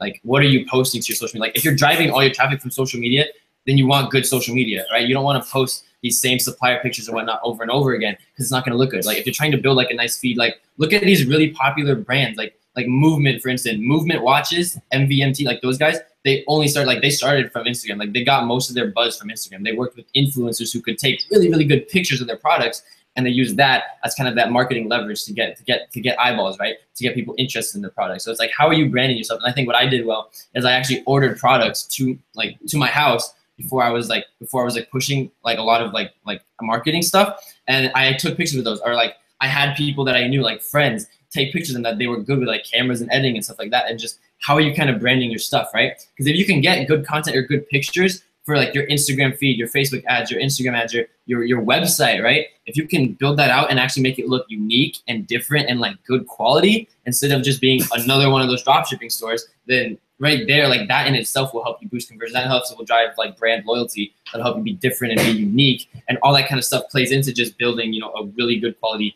dropshipping site that isn't just, you know, one of those other sites that like 1,000 other people have that people are pushing, you know, 1,000 of the same other products, right? So you got to be different, or at least make yourself look different and unique, so that like the customer's perspective, or like your perceived perspective is something that customers will look at and be like, oh, like this is different, this is cool, this is something I haven't seen before. And then from there, they can actually, you know, you can build trust with your website, you can build trust with the customer and get them to convert. But yeah, guys, if you have any more questions, just let me know. But let's see. Where do you direct people on page posts? That's the thing. So I know John said what he did like really well was like the free product play for shipping. That does work really well. But again, it kind of plays in like how are you branding yourself, right? for my dropshipping sites, or for my first 2 dropshipping sites, right? My brand, I was trying to be perceived as a little bit more luxurious, okay? Because there's different kind of things you can capitalize on, right? So with free product plus shipping, you're most likely capitalizing on impulse buyers, right? Impulse purchase, people just like, oh, this is free, this is cheap, this is now, I want to buy now, right? So that's like an impulse purchase, okay? How I was kind of in myself, for me personally, I didn't run any free product plus shipping ads for most of my sites. I literally just ran product like description ad. Literally, it would be a really nice picture of the product, okay? A nice quality picture, not a supply picture like that. And then I would just a short description of the product, like what it is, literally call to actions, plug my like the Instagram handle for my site, have the URL in the caption, even though you can't click on it and stuff like that. And then from there, directing to that, just having a little bit of a higher perceived like value to these customers. That was kind of my branding angle for my site, and because all my content was unique and different, and we had videos and whatnot, that's just how like that's how I converted really well. And then in terms of just like starting up your Instagram and stuff like that, guys, and just like Instagram marketing in general, because I know with Shane and all that stuff, it's like you want to build out that Instagram or the Facebook pixel, right, so you can like scale and whatnot, and that's where like a lot of like the big money is made, especially with like again like the shifts in these markets and whatnot. What a lot of you guys do to start off in dropshipping and like get that initial traffic, especially if you're driving traffic from Instagram, is you need a good quality Instagram page, right? That's something that I did really well. And again, this was like 1.5 years ago when Instagram's algorithm was different, but I grew to 35,000 organic followers just from these shoutouts. Again, like the algorithm was completely different, but that's what I did within a month too. So that's something that just because of the content I was posting and the shoutouts I was running on these pages and whatnot, and the content looked good and the brand, like the image was like luxurious and different, then from there it drove people to the Instagram. People were like, oh, this is actually some cool stuff. They didn't only just convert on the site, but they actually like followed the page. They actually engaged with the page. They engaged with the brand as a whole. And that's something that I think a lot of people struggle with.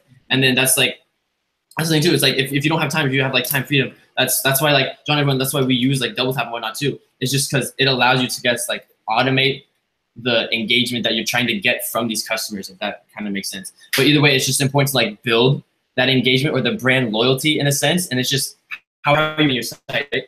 You can go the impulse buyer way, which is what the free product shipping, and just capitalize on like impulse, like getting people to buy right off the bat. Just because of the ad copy and the marketing, right? Or you can go like my route, which is a little bit more like perceived value, perceived luxury, or something like that. And you have like really clean content, like content that looks like that makes your product look luxurious and make your site and website and marketing just look different. Like one of those dropshipping stores, okay? And that's just kind of just how you brand yourself and how you can build that brand loyalty. And then again, it's just like engaging with all of your customers and your potential customers and all that kind of good stuff. And then that's literally, I guess, how to get your feet off the ground in terms of just starting up, especially when you just want to drive traffic for Instagram. Especially you don't have a lot of money, guys. That's kind of why I told you guys my story, is like I didn't really have a lot of money in my shoutouts when I first started. I literally had no money.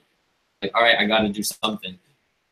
So I gotta make something work out, right? So that's what I did. And then from there, I was like, all right, from this first store, I was like, okay, I gotta capitalize on this, like, and like I got this influencer to actually agree with me on a revenue share agreement. So I was like, okay, this is good. I gotta capitalize on, like, what am I gonna do, right? I made sure everything was like clean and different. Like again, the content was a lot better than any other dropshipping sites that I had found, even selling the same stuff. Okay, we had probably the best content. Okay, and again, that's like just networking. I didn't know how to take good photos or edit good photos when I first started. I had buddies that did, so I hit them up. I was like, yo, like, can you guys like take some cool photos with me? Like, it'll help grow your portfolio or whatever, because you like photography, and then it'll help me out because I want to like make a cool website and have like cool ads and stuff like that. That's different. Okay, so it's just like how you're branding your site and how you're kind of like getting that kick off the ground for your Instagram. And it's like replying to all the potential customers' comments, okay? Even liking that now, because again, like we weren't able to like comments like 1.5 years ago. So like just engaging with those customers, engaging with like potential customers, and that not only interact with your page, but interact with the pages around your niche or industry and stuff like that, and just getting them to like interacting like with them, right? Is kind of how you can build that brand loyalty and get people visiting your page, visiting your website, eventually converting. And then retargeting later or scaling out with Facebook with audience and whatnot, right? More questions. Casey might hop on pretty soon. Okay. Creating your store. Yeah, no, exactly, Ty. Like the more like the more unique you can make your store look and appear, the better your conversion, just because it doesn't seem like you're just one of those other sites that are just trying to get, you know, like people's money, people's credit card information, right? It's like literally you want to be a unique brand. You want to have a story. You want to have unique content. You want to make it different. Yeah, from other exactly. stores. There's so many Shopify stores out there, Mhm. so you have to make your Shopify store make it look different than others, just so it stands out to them. Because if it stands out to them, then it's just gonna draw their attention more to that store, and they're more likely gonna buy more things if they like the store, or they're gonna refer friends and family to that store if you guys have good products and you guys have good customer service. So, yeah. One more thing I want to tell everybody. I heard somebody, or you talking about college. I used to go to college. Is if you guys are in college, use your financial aid wisely. Use your financial aid to invest in your business. A lot of people blow their financial aid, so that's just a little thing that you guys can do. Use your financial aid wisely. And what I used to do too, because I was big in fashion, like I said, so I would buy stuff from AliExpress, and I knew a lot of people who got financial aid will blow it. So I'll find things they like and just sell it to them. That's how you guys can capitalize on something like that. Nuggets. Here we go. Negative. Yeah. Any more questions, guys? Yeah, that's Yeah, you guys have questions? I know someone said, is it possible to make 6 figures on Instagram? Yes, it's totally possible. Guys. I made 6 figures no. on Instagram at 16, which is pretty crazy. So yeah, it's definitely possible to make money, like a lot of money online from just using Instagram. Like, and you can scale up using Facebook, like Connor. Like Connor scaled up drastically. Facebook. Runner, you scaled up using Facebook. Yeah, sorry, you're lagging like crazy. But yeah. Yeah, there we go. So, like, yeah. that's like kind of what John said. Like you can There's so I much- made 95% of my money with my first sites through Instagram. One, because I didn't really know how to use Facebook marketing. Because again, I was really just like a kid back from college break, wanting to make money. So I figured out Instagram stuff. I had that. I doubled down on that. But again, I didn't really know how to with Facebook. But I doubled down on Instagram, and then that's before, you know, like everything else, where it was a little bit, I guess you could say, simpler to get traction and like not kind of like all these like workarounds and stuff like that. But that's where a lot of my money or like revenue came from when I first started. That was before I started like playing around with Facebook ads, playing around with like building out my audiences and whatnot like that. You can definitely make 6 figures off of Instagram. It's just how you're branding yourself, how, you know, your customers are looking at you, how you're being perceived, and just the value you're offering to your clients, to your customers. There's literally so much money to be made off of social media, whether it's Facebook, Twitter, or Instagram. You just have to capitalize. You guys have to execute on it. People use Instagram, Twitter, Facebook for the bad. They use it to talk about their life. They use it to, oh my God, my boyfriend, blah, blah, blah, just broke up to me. Like, no one cares about that. Like, use social media for the good. Use social media to make money off of it. Use it to your advantage, because there's so much money to be made off of social media. And that's why, like, we're basically here to just tell you guys, execute, guys. Like, execute. Like, people say they're going to do it. People say they're going to do this and that, but they don't actually execute on it. They might start, you know, for like a week or two, but then a week or two later, they're not motivated. They need someone to motivate them. Like, motivate yourself. Like, just, you guys just really got to execute on the idea of what you guys want to do. So, what else is there? He said how long it took you, or it took us before you hit consistent monthly income enough to drop out of college. So with my very first site, guys, on launch. So basically, because again, I got this opportunity from this influencer who was down to do revenue share, right? I didn't want to mess that up. So I was tinkering, I was playing around with my website before it went live for, I'd say, a good 3 weeks, which is more than enough time now than like to get a Shopify website up and running with everything else, right? But I was just like, this is my first time. I was like nervous. I didn't want to mess up this like opportunity with the influencer, right? But on the day of launch, I did $2,200 in revenue. Okay, and then every day since then, I did anywhere from $1,200 to $3,000. All right, so that was literally my first store. Okay, and that was all again through Instagram shoutouts. Like that right there should show you guys like the power of social media and like if you can brand yourself right. Because again, I ordered these products like before I really knew why I was doing it. I just thought like, hey, I should order these products and take pictures with them so they seem different, right? Like I was doing that before I actually realized like why I was doing that. Okay, so like I did that to get the cool content. Like right off the bat on launch, my site looked different. It looked way different than any one of these like people out there who were doing similar stuff. Like people actually like felt like it was a unique company with like really cool content and like cool, like vibe that they could like affiliate with, like connect with. Okay, I think that's why I converted so well too. It's just because it was different. Yeah. John, how do you find the right niche? How do you find the niche? So how I go about finding a niche is I have two ways. So I either think seasonal, so like what JT said, if it's summer, or in the summer that relates to summer, so whatever you can think of that relates to summer, then there's also find something that stands out to you, find something that grabs your attention, find something that pops out to you. You never seen before, because you haven't seen it before. Most likely, other people haven't seen it before. Just like fidget spinners. When people first saw fidget spinners, they're like, "Whoa, what the heck is this? It's crazy. I want it because everyone has it. I want it because it just looks interesting to use. I just never seen it before." So that's why I feel like fidget spinners really blew up, because no one has ever seen it before. So when you guys are looking for a product, find something that you haven't seen before. So find something that pops out to your attention, because if it grabs your attention, it's definitely going to grab the audience attention. It's definitely going to grab the other person's attention. Also, like if you see like Instagram ads and you see the same Instagram ad every single day, like a sponsored post, and it's a product, like, and you can tell it's a dropshipping store, like take it. Like just take it. Like, like make a store, get that product, put it on your store and promote it. Because they're obviously doing something right if they keep promoting that same ad. Or if you see the same product on like a meme page or on the Instagram page, and they keep posting that same picture, take it. Like just take it. Like it's just take it. Yeah, again, like, and that might sound like me, because like dropshipping is a very cutthroat industry, and like because it's so easy to get into. Like if you don't do that and capitalize on that opportunity, someone else will. Yeah. And you'll lose out on like there's so much money to be made out there. Like just take it. It's not gonna hurt the others. It might hurt them a little bit, but like it's not like you know them. So just take the niche. Like capitalize off of it. I know someone said, what would you guys say about affiliate marketing? Affiliate marketing, I think it's easy to do when, like, if you study it, because you just have to be good at selling or figure out how to connect with people or show them the value in certain opportunities. People see someone keeps saying how they're underage. Guys, being underage has nothing to do with anything. Like, there's ways to get around it. Me and Jacob got around it. One of my friends, he's 15-year-old. He got around it. 14-year-old, one of my friends, he got around it.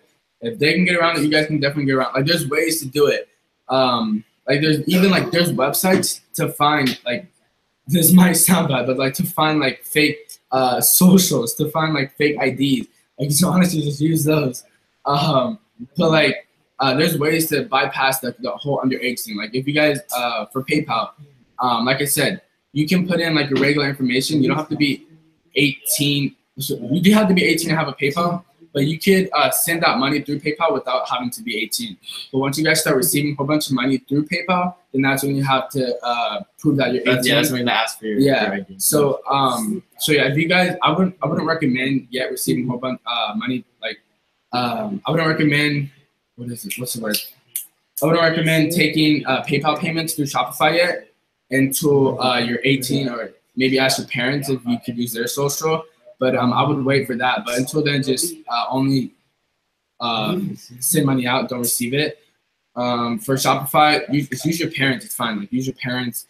And even like, so like, even if you guys are underage and you do want to like accept PayPal, for instance, right? If you guys have filed for like a business or an LLC, right? You can have your parents create a business PayPal account under your LLC name.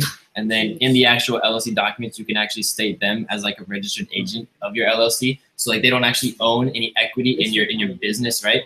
But they're allowed to conduct, like, they're allowed to like help manage or conduct the business that you entitled them to, right? So that's kind of like a workaround, just like trying to get through. So, but again, that does require you to actually like pay for an LLC, which like in Washington, it's $250, and then you have business licenses, which is like $10, $15. So it can be pricey if you don't have the money to start up, but that is a workaround that you consider. That's definitely more, I guess, like legal approach, where you can just have your parents who are a lot older, register as, like be a registered agent for your LLC, and then have them create the business account under your business name. So you're not actually like tied to that yet. Someone said use a fake. No, don't use a fake ID. No.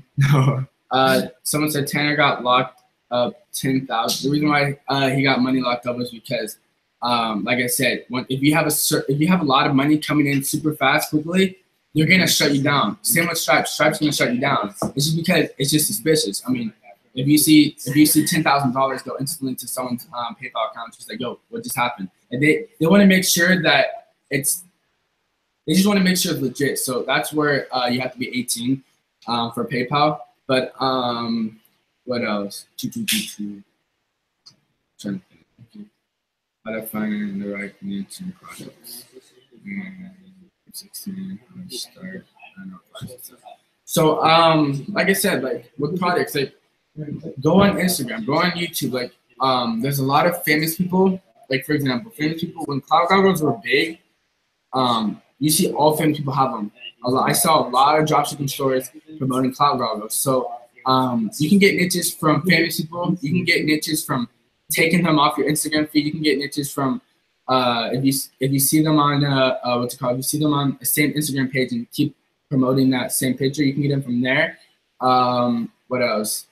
These things that you think will sell, just try and test it because it doesn't hurt to try and test it out. Like just test a whole bunch of different products. It's really the key. Dropshipping, just keep testing. It takes time. It takes a lot of people think dropshipping is gonna take a week, 2 weeks.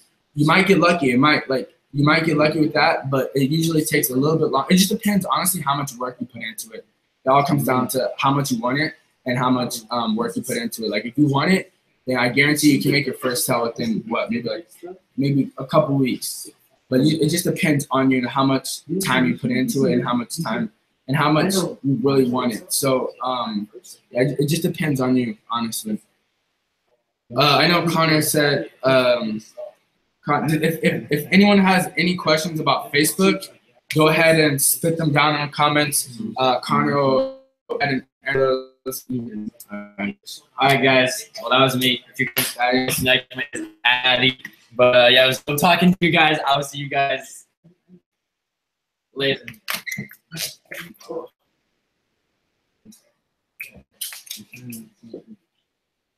Wait for Casey to come.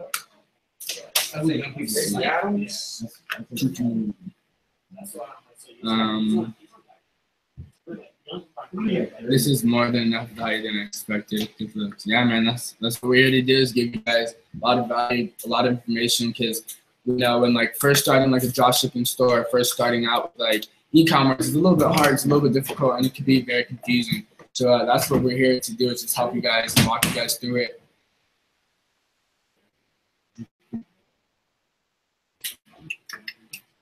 Yes, if you guys have any Facebook questions, go ahead and put them down in the comment section so we can go. So Conrad can go ahead and answer those. John, tell your brother to throw in there here. Two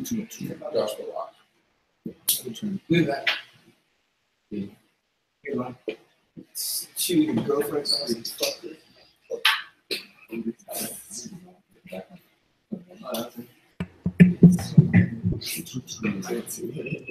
Where did you learn how to dropship from?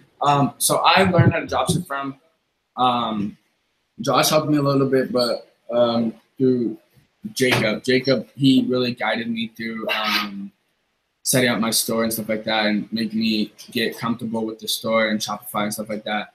So Jacob played a really big role in helping me set up my Shopify and stuff like that. But I'm trying to think, Josh, you wanna hop on here? I don't think Casey's hopping on. So we'll just have Josh hop on. Some water.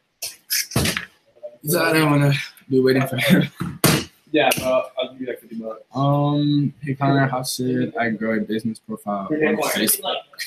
I give you 3 Bitcoin for 3 water bottles. Yeah, if you wanna grow a business profile on Facebook, like get more likes and whatnot. I mean, there are sites out there where you can buy stuff. That is one of the cases where I actually would suggest using PPE ads, just another ad conversion type. If you have a really cool product or maybe just a fun video, and I actually think Casey will talk a lot about this because Casey is also very good at shooting out videos that already are out there that exist that are motivational or relevant, and getting them shared and kind of making them go viral, if not sometimes mini viral. And that creates a lot of engagement on the page that's sharing them as well.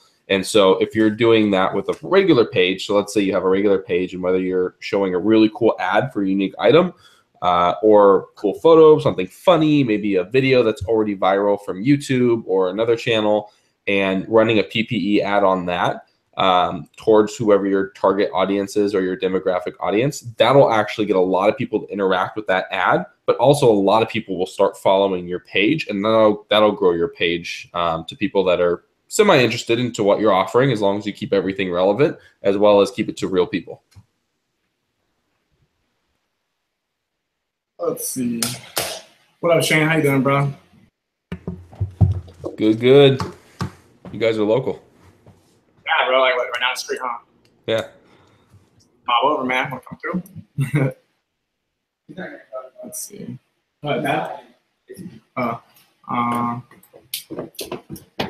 What's going on, everybody?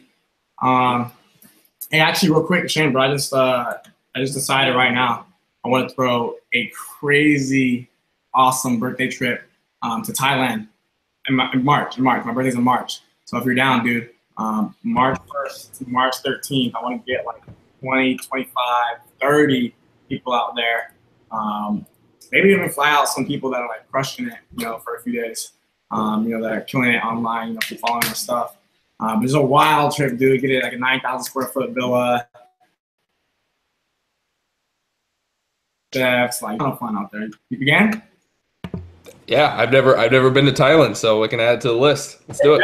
Same, bro. I've been like wanting to go forever, dude. And like, Damn. just timing, it's been off. You know, you travel every week, dude. It's kind of crazy. But yeah, so I think John wanted me and Thad to hop on. We're going to talk to you guys a little bit about Instagram marketing, Instagram growth. We'll give you guys some info too on a new software that's coming out, and you guys will reach out to whoever brought you on this live feed after, and they'll help you get started with that as well. I'll just have people pick you up. Okay. Looks like your guys' camera is down, by the way, too. Oh, it's not working? No. Oh, click it. Boom. Can you see us? Oh, do we have to go back and forth? Like, it doesn't automatically do it? No. That's weird. Last time I went live, like, automatically did it. Don't keep clicking it, because then the viewers I'm gonna keep clicking it. Oh, shit. All right, yo. Hey, yo. All right, cool. So, yeah, guys, me and Thaddeus, we're going to talk to you guys a little bit about, you know, the power of Instagram marketing. I know they talked a little bit about dropshipping, but it's also very important for personal branding, affiliate marketing. Quick question. Anybody inside Double Tap already? Let me know in the comments. Ooh.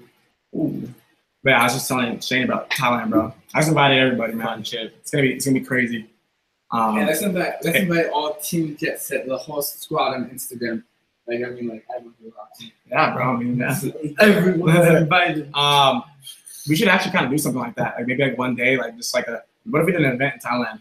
And would you have to be down for like an event in Thailand? And then like I will hang out for like a whole day. Then we'll be like a mastermind at night. Like, would you guys be down for that? If you guys don't know, Thailand is like one of the most beautiful spots in the world. It's in Asia.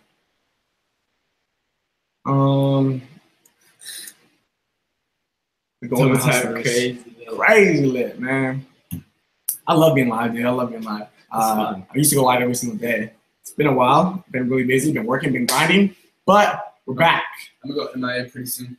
Oh yeah. So where do we start? All right. Let's start with all right. So how many of you guys are using Instagram to make money right now? Comment below. Comment whether it's affiliate marketing, drop shipping, e-commerce. Like, if you already using Instagram to make money? Comment. Let me know.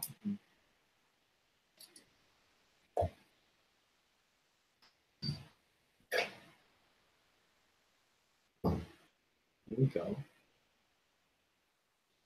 Been listening to that podcast. Let's go. Yeah.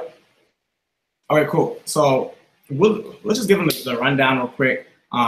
Why it's important, and then we're gonna give you guys a tool that you guys can get access to if you choose. That can pretty much be like game changing, revolutionizing for your brand, for your business, for your store, whatever it is. So first things first. Let's see. First things first, guys. So I'll give you guys a little rundown. Me and Thaddeus, we had a business that we started last year that is 600 grand in the first 6 months of launching. That's about 100 grand a month on average. All from Instagram, 1,000,000% from Instagram. And that's because the business model we set up was really providing a solution for a massive, massive problem that a lot of people were struggling with. And a lot of people couldn't figure out how to overcome. So all we did, fix that problem, and the business exploded. And we pretty much took that business model, revamped it times 10, added so many more features, and we recreated it. And we haven't talked about it yet on social.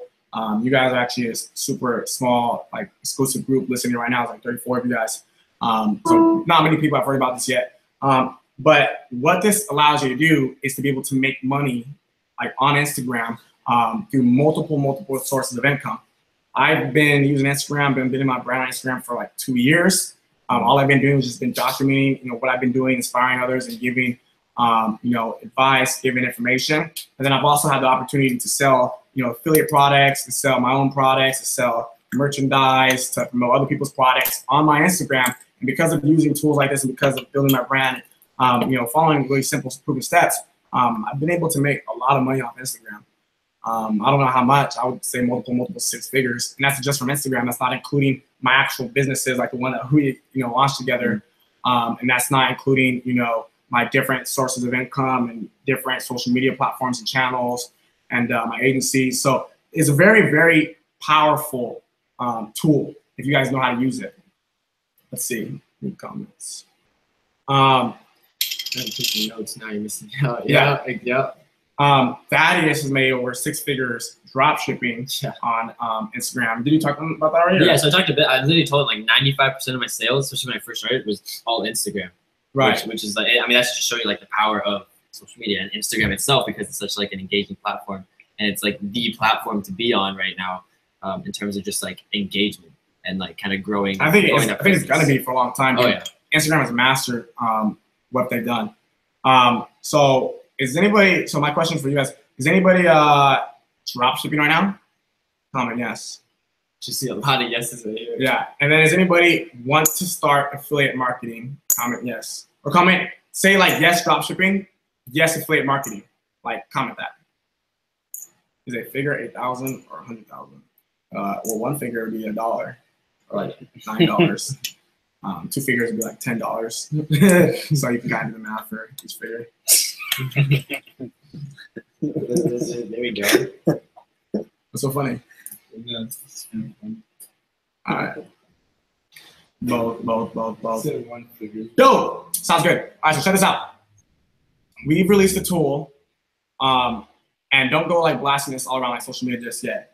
Only a few of you guys know about this. So we released a tool called Double Tap. Me and Thaddeus were investors inside of the company. We invested a lot of money into tools like these and things like this over the last year. And essentially what it does is a lot of guys, let's say you're not making the Instagram sales you want. This allows you to drive traffic to your Shopify store Instagram page. This allows you to drive traffic to build your brand, to create engagement, to create leads, to create and find prospects, to piggyback other stores, to piggyback people in your niche, and get their following to follow and interact with you. This allows you to find influencers, message influencers. This allows you to get more likes, get more followers, get more comments. This allows you to automatically schedule your Instagram post, automatically repost and schedule your Instagram post. And it allows you to edit ads inside the app. It allows you to message people through the app. What else am I missing? This allows you to do so much stuff. It's literally like an all-in-one, especially like just a bundle of features for Instagram, like management and building that presence and building engagement, building loyalty. Just everything you basically need. Yeah, there's nothing out there like this. There's nothing, which is why I'm super excited, because we have a monopoly on the market for this tool. There's nobody that can compare. And everybody that's using this is going to see a massive advantage in their sales and their brand exposure. And just nobody else can compare. If they're not using it, they're not going to be able to keep up with the current trends, current things today. You can fully automate your page. Dude, like, I'm just trying to think, like, dude, imagine like we had something like this like a year ago, 2 years ago, like something exactly like this with all these features. We had stuff similar, but not everything. If we had something like everything, like, it would be crazy. So somebody says they're in a Double Tap affiliate group on Facebook. So yeah, we did a live feed in there last week, giving you guys a ton of information on it. But what you guys need to know is that one, so I'll answer questions. It's called Double Tap Pro. There's 2 products from Double Tap Pro. The product that you guys have access to right now is called Growth Hacker, GH. You guys can also be an affiliate for these products, which means so everybody needs this. You would be mentally retarded or you don't want to make money online, excuse my language, if you didn't want to use this. If you wanted to make money online and you're not using this, or you don't want to use it, then there's probably something wrong with you. Everybody that wants to make money online and has common sense is going to use this product. It's called Double Tap Pro. What I'll do is whoever invited you guys to this stream, Conrad, Thaddeus, John, whoever, just message somebody from the team after this live stream, and they'll give you guys a link to it. I don't have the link right now. So you can just message on my Instagram, Snapchat, wherever it is. But check this out.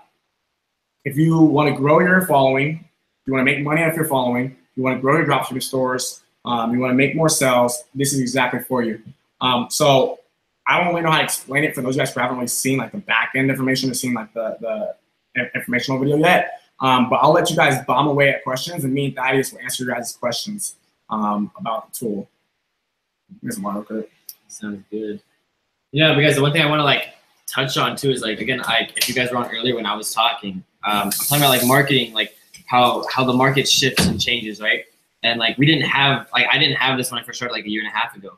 And the thing now, again, you know how I told you guys with Instagram's algorithm and whatnot, before you could buy a shout out and throw something out there, and for the next 6-8 hours you'll get really, really good engagement, really good interaction, and then a lot of conversions, right? If you at least had some idea of what a good marketing copy or picture would be to drive that traffic, right?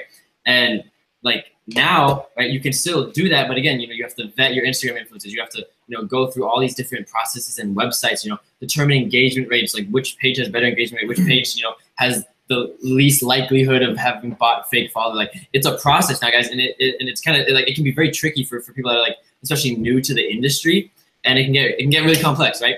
And with with Double Tap and with what we kind of designed this to be is a fully encompassing program that kind of alleviates that kind of those pain points for you guys, so you don't have to go through that. So essentially, before you buy a shout out, you get traffic, you get a traffic spike, right, for the next 6 hours, and that's still relatively the case. Again, there's a lot more processes, a lot more vetting that you have to do with all these Instagram influencers. Yeah, it's not consistent traffic. So 24/7. Yeah, so what we've designed Double Tap to do, or whatever, what the developers have designed it, because I don't know how to code. But basically, it's something that can actually it spurs engagement, interacts with potential clientele customers, and helps you get sales 24/7.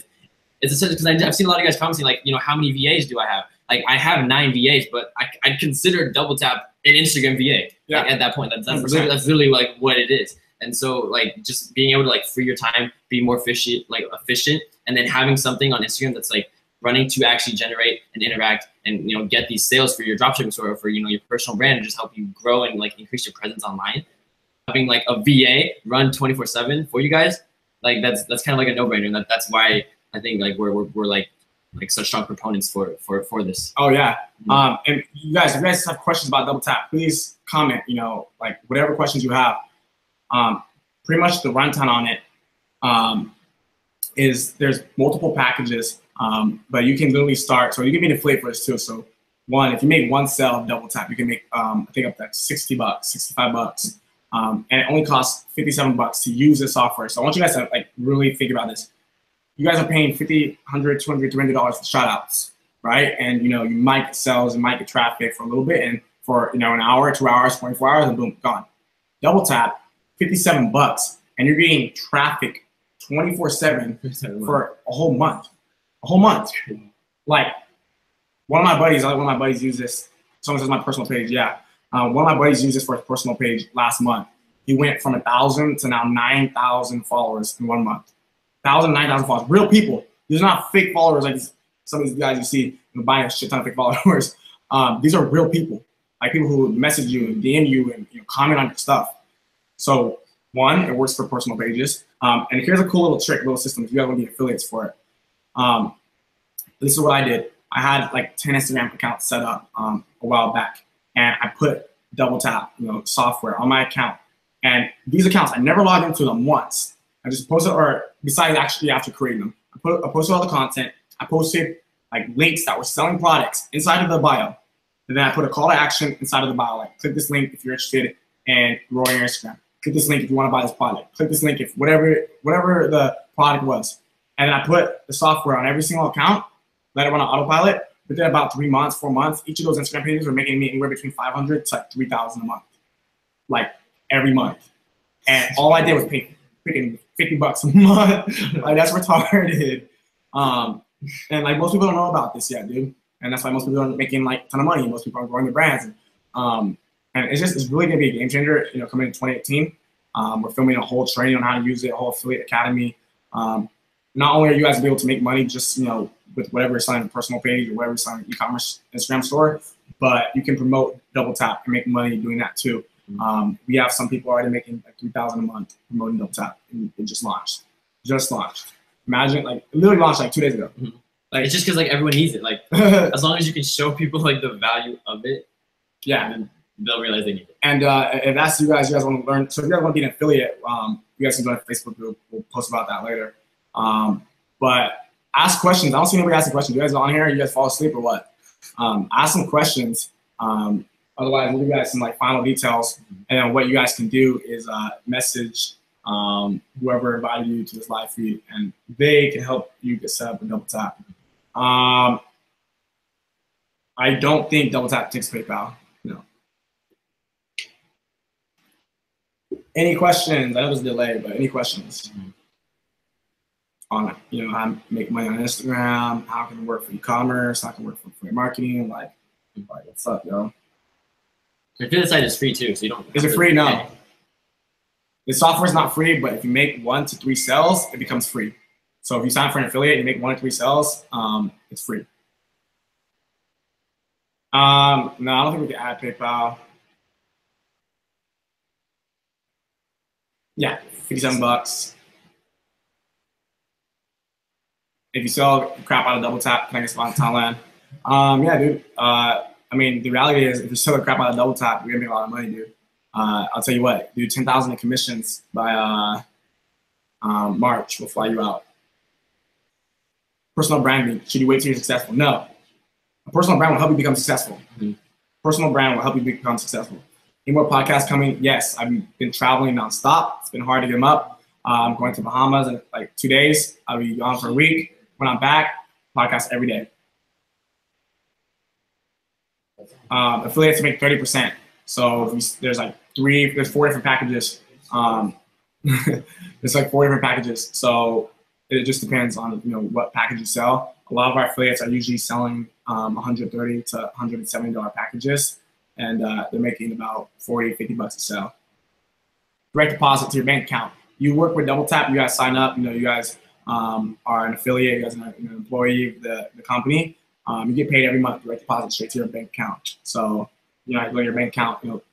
27 days from now, there could be a 2, 3, 4,000 deposited. How can I find local mentors? Go talk to more people. You got a network, Can you teach me one-on-one? I don't have time. Pay me like $100,000 a day, maybe. No, I'm kidding. I really can't.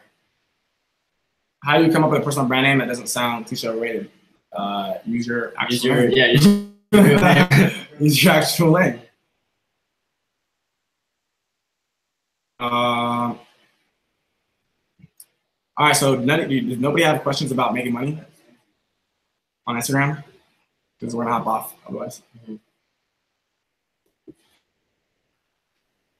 How can I get influencers to reply back to me? You can actually reach out to multiple influencers at once using Double Tap. Follow up with them using Double Tap. It's an easy way. And just having something because again, guys, influencers, especially if you're going them for shout outs, they want your money, right? It's a business. They want your money. So give them a reason to reply. Let them know that you want to pay them for shout outs and you're willing to work with them, on a long-term relationship, something like that. Usually when I hit influencers, the first thing that I put is paid, advertisement or paid promotion. I let them know they're gonna get paid. Okay. Any real questions?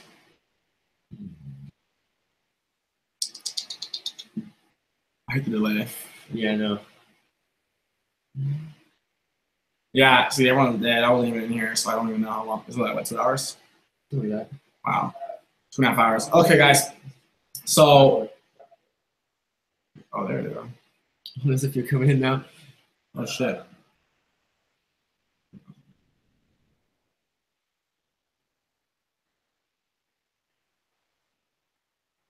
Okay, so we'll just bang out this question really fast. So you want to make money on Instagram. Multiple ways you can do it. E-commerce, affiliate marketing. You can grow both of your accounts and income by using DoubleTap. Someone has 5 pages of notes. Badass. That's For awesome. Instagram, what should you document? Well, it depends. Are you building a personal brand? You building an e-commerce store? What type of niche brand you're building? What else? What do you think? I mean, it's just like what's relevant. Like, what are you trying to push? What are you trying to sell? Like, literally, what industry are you in? If you're in e-commerce, if you're personal branding, then there's obviously different things that you need to be looking at and trying to like connect with your audience in a way that makes them see the value that you're offering them. Word. How do you make sure the influencer won't rip you off?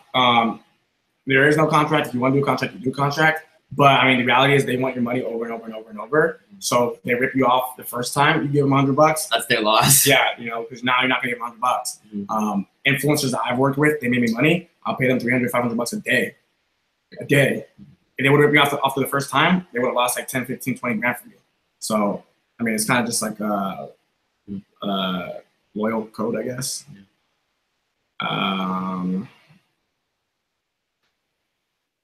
Is DoubleTap link in my bio? No, it's not my bio. I don't think it's John's in your bio. DoubleTap link. Here's what I'm gonna do. If you guys came on here, message anybody on here. Don't message me because I have too many. I probably won't see it. But message anybody that was on here speaking about DoubleTap. They will help you get started. They will give you a link. Doesn't include Snapchat, purely Instagram. Nope. Is there a tool, website you guys recommend to find hot products? Yes, Dropship Spy. Message me or comment on me or Thaddeus' picture, and we'll just reply back telling you where to go. That's easier. It's easier for us to see comments than it is to see messages. Yeah. The DoubleTap is not on Team Jet's website yet. You gotta get a link up there. John has a link. It's in his bio if you want to reach out to him. Shane has a link if you want to reach out to Shane. Thaddeus has a link. Just hit up somebody on here. I just don't know how to put it on here right now. Yeah, and if you guys want a tool, me and Thaddeus actually, we actually just invested into this tool called Dropship. Actually, I won't even tell you guys all the information. It's top secret. But if you comment on our photo, we'll give you guys information. But we invested in it. It's super dope. We use it. We've been using it for a while. We decided to invest into it. And it's a game changer. If you guys are looking for hot selling products, it's a game changer. Blue Middle, yes, if you're using DoubleTap. But if you're doing it yourself, no. Because you might, one, it's too much time. And 2, you might overdo it and mess up with the algorithm. What was that Dropship to Go website you mentioned? That's another company that I invested in. They are, so you guys, how do you type on here? Can you type a comment? Yeah. You want to write dropship.co? So if you guys are interested in dropship.co, this is where we go to get our websites made. So if you guys want, websites are capable of making, 6, 7 figures, I would go to dropship.co. It's pretty cheap in comparison to most places. Most places charge 5, 6, 7, 8, 9,000 for a good website. And there, it's likely to get a website under a brand. So that's where I go to get my websites. Thaddeus, we're investors in the company as well. Super rapid speeds. You can get a consulting call to help you launch your store, help you find a product. There's just so much shit they give you. It's a no-brainer. So dropship number 2 go.co if you guys are interested. How